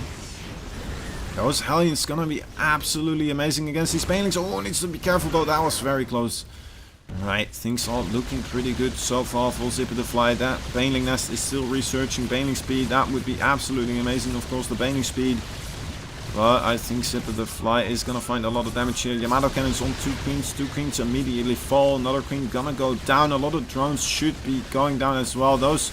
Alright, the Hellbats now marching in over here into the 4th base location. Not being able to find anything. Of course, we gotta remember that Zipper the Fly is only on... Well, just now establishing his 3rd base, while Vanya already is on 4 bases, having his Spire as well. Going to be able to create those Corruptors now and start defending pretty reasonable against these battlecruisers. +1 armor on the way as well. Gonna make those battlecruisers so much more beefy. And most likely we will be seeing a battle mech follow-up behind this. Alright, that's a lot of links actually right on top of this mineral line. And already Vanya finding more damage actually than those battlecruisers did. Oh no, Zipper the Fly actually... he teleports into the 3rd base there. And GG is called. Zipper the Fly taking a quick loss there, unfortunately. Yeah, again, I really like the battlecruisers, but I've never seen double battlecruiser really be effective, unfortunately. And as we saw right there, again, like, the Zergs are just getting so good at holding off battlecruisers that if they see double battlecruiser, they're like, alright, well, I know what to do, I'm just gonna do that even more so. And, well, you see how efficient they are at just killing off those battlecruisers. Very, very well done there by Vanya. An absolute stellar job. Thank you all for watching, actually, by the way, as well, joining me for this stream. I'm having a good time here. We are casting the Proxy Tempest. This is my first time casting the Proxy Tempest. I kind of hopped in on a whim after not being able to cast the Alpha Team League. And yeah, Lady Zelis was there as well. And yeah, offered me the opportunity. So very much appreciate that. And yeah, we're just having a good time now. Gonna be able to watch that final game between Zipper the Fly and Vanya now. Hopefully. If I get invited, that is, of course. I will be invited. Don't worry about it, guys. I'm sure they're gonna be right on top of this. Let me tell you, Vanya will never let me be without the game. Boy, we're just gonna have to be patient for a short, brief moment still. There's the invite. Here we go. MMR is just a number. Yes, it is. Tournament performance, as we can see in the finals now. Both of these players, pretty stellar players. Of course, it's not the GSL, right? But still, it's it's had some good names in there, as far as I saw. And now Vanya and Zipper the Fly. Final game of the finals. Guys, let's get into the game. There it is, okay. Loading up. Loading up. Cyber Forest will be our final battleground of tonight. And that promises to be a good one. Oh. Here we go. Here we go.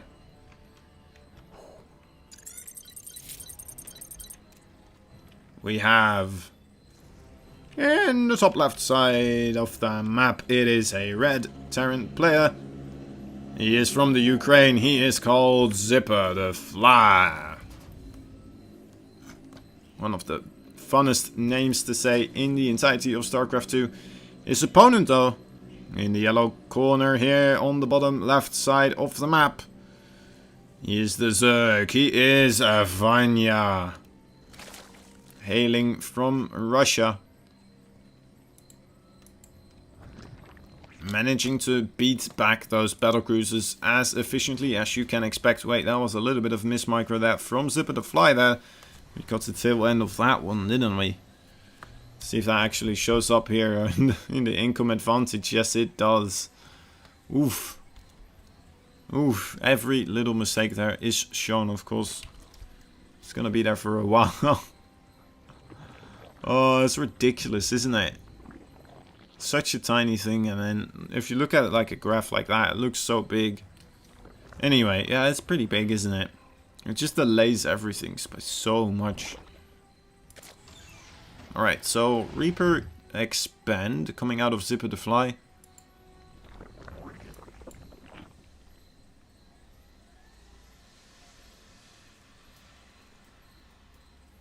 Oh, thank you. I think you're doing a great job. That means the world to me, honestly. Thank you so much. Alright, so we have spawning pool? A spawning pool? There's a weird reflection in the spawning pool, isn't there? Is that just the insides of the spawning pool? I don't know. I don't know exactly. I've never taken my time really to look into a spawning pool, and I'm not about to take my time because it's just a spawning pool. Oh, a command center though, that is interesting, right? We want to see the insides of a command center. That's, I have no idea. Looks like it's just a metal bar, and then you suddenly get a metal ball around it, and then voila, you have a command center. Alright, Reaper scouting around, seeing that third base over here. Might be able to get the deny on the creep. No, the Lynx and the Queens are heavy enough in number and well positioned to not allow that to happen. The Overlord, this is a good Overlord position as well. That is going to jump in there as soon as he needs to. Stim is on the way, so Zipper the Fly is sticking to what he's really good at, and that is that mass marine production here. We are seeing the same build, I believe, as we saw him use against Ari Story. Making a lot of barracks here. Now saving up those marines and gonna go for that double medevac Stim marine timing attack. Let's see if it works out as well as it did against Ari Story.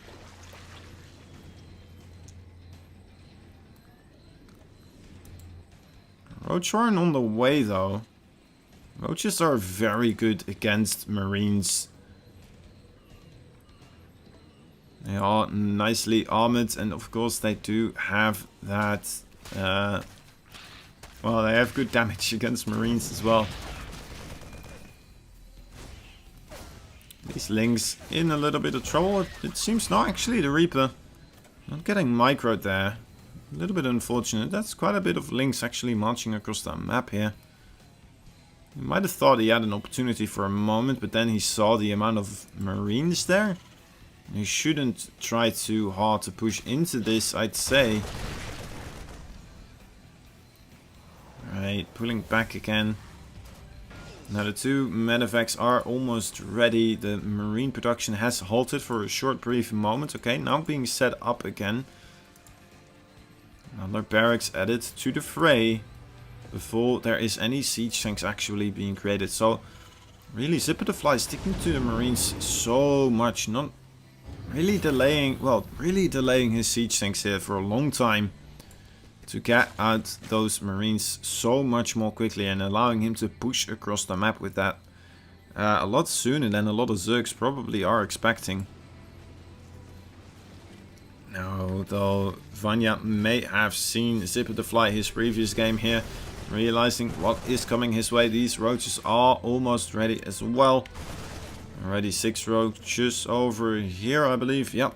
And then now 7th joining the fray, and up to 10 roaches in total. 5 queens should be plenty in number to hold back the Terran army. And actually Zipper the Fly so far just solely going for creep tumors, trying to stay off of creep, playing it a little bit safer.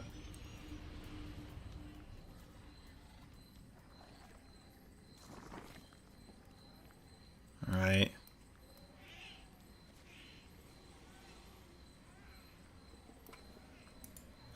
Thank you for the words of encouragement as well. Anyway, it's alright. I know I'm not base trade TV. That's that's a beast to be matching up against, right? A beast that has been around for absolute forever, and a true inspiration for someone like me to work my way towards. Alright, Ravages on the way, a lot of links on the way as well. +1, actually did he get the other? No, just 1 engineering bay this time. More so heavily investing into the siege tanks, it would appear, versus Vanya, as opposed to what we saw against Ares Story. And that's a lot of roaches actually, so probably that might be the reason why we are seeing so many more siege tanks being created over here. I say a lot of siege tanks. Let me take a look. Okay, there they are. I thought 3 siege tanks right here. It's, you know what, it isn't a lot, but for Zipper the Fly at 7 minutes, I feel like it's a lot. Alright. Alright, anyway. In he comes, needs to siege up as quickly as possible, though the roaches immediately jumping on the opportunity when the siege tanks are still in siege. It's off of creep though, dodging the biles beautifully. That's a lot of marines still remaining. No baneling nest actually available. It's just roaches and ravages here. Again, beautifully dodging those biles. Is it gonna be enough? Is it going to be enough of the Terran units over here to start pushing through? Oh, the +1 and +1 for the roaches hasn't been completed yet. It's about to though. Yeah, right. I think Mr. Vanya may have done it. He may have held off the attack form now, and Zipper the Fly has to retreat. Did make a 3rd base behind this though, so not completely out of this yet, of course. 2nd engineering bay and armory on the way as well.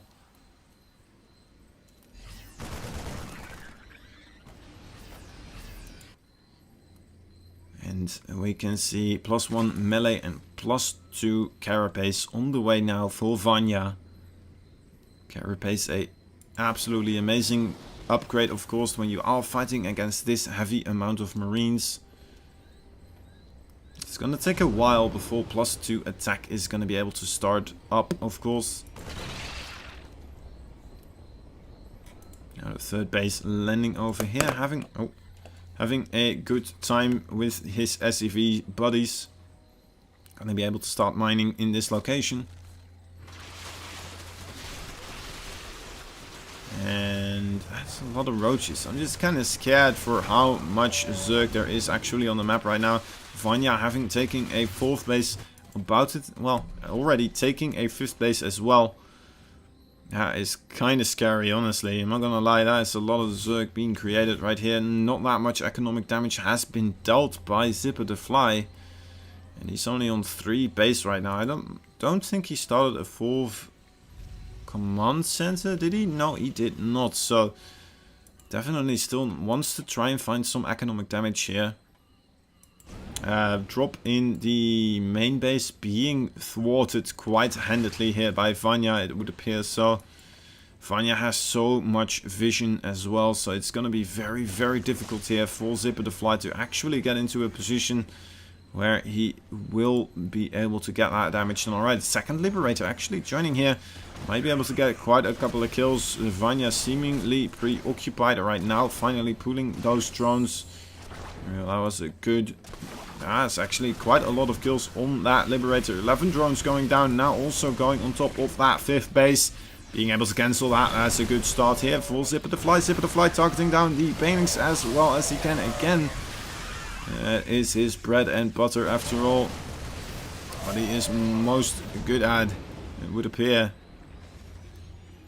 Controlling that bioforce. That is absolutely amazing what he's doing with those units. Well, I guess that drop didn't do much in the main base though. Did he lose the Liberators? Let's double check if he did lose the Liberators. Alright, so both Liberators did go down. But overall, actually, he's eking out ahead. But then again, of course, Vanya has been ahead economically for such a long period of time now. And still gaining the lead economically as well still. So, it's still very, very dicey here for Zipper the Fly. Now, we have seen Zipper the Fly in dicey situations before. And that was, of course, versus Ari Story. Let's see if he can pull the same trick out of the hat against Vanya here. And his back is up against the wall. Can he still manage to find the damage? Getting good creep clearing here. Dodging the Banelings as well. Lifting up in time with his medevacs. Yeah, really good reactions, honestly. Oh boy, just has to say that, of course. Oh well, you win some, you lose some. No, okay, this is kind of interesting. A lot of links coming in from the north at the same time. Vanya moving forward with a lot of Ravagers, and that's a lot of links and Banelings as well. I'm not sure if Zipper the Fly has the amount of units that he needs to hold off on this location. That is so much Zerg. The Bioforce now desperately moving forward, but most of the siege tanks already have been picked off. Ravagers on the top base as well, marching there now. Okay, Vanya coming back in again to deal with this orbital. Or well, command center so far. It's just a command center. This siege tank ever so low. Those Ravagers a little bit mismicroed here, it seems. Oh, great repair coming down on that siege tank. Just barely saving it in time. Vanya. It looked like he had so many units, but just not being able to push through.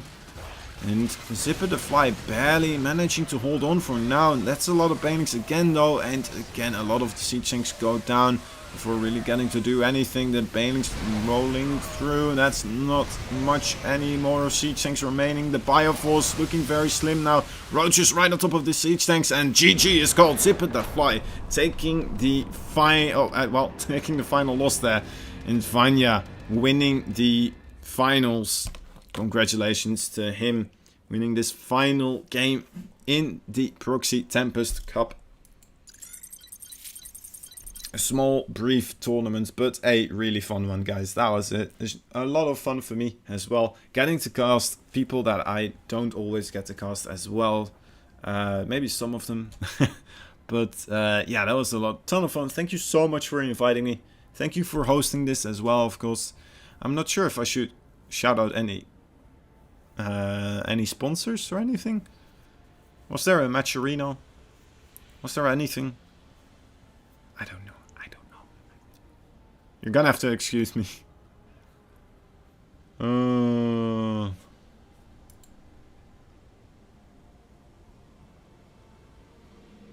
Yeah, Belair is saying the same thing. Too bad you misclicked at 1 minute. Yeah, that kind of sets you back, doesn't it? That does set you back quite a bit. And then it was just not good enough anymore. So Vanya taking the finals, taking the entirety of this tournament. Congratulations to him. It must be very late for him as well. Although, of course, him being a gamer, I'm sure that he's kind of used to it.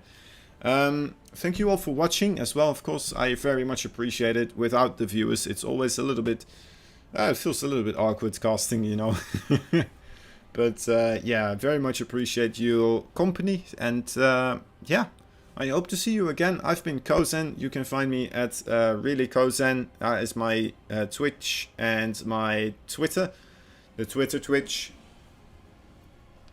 And yeah, Proxy Tempest. Check them out some more times, guys. They host some cool tournaments with maybe lesser known people, but you know what? It's a good time. It's a good time, you know. You get to see some strategies that maybe the best players don't always use. Alright. Well, I'm heading off, guys. Thank you so much for watching once more. Lady Azilis as well. Thank you so much for helping me out, getting the gig, getting my footing as well in the tournament, and finding me all the great games. So, very much appreciate you. And I hope I did justice to the tournament in a way. Alright. Everyone, see you later. Bye-bye.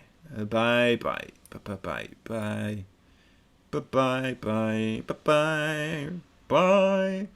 Bye-bye. Bye. Bye. Bye-bye. Bye. Bye. Bye-bye.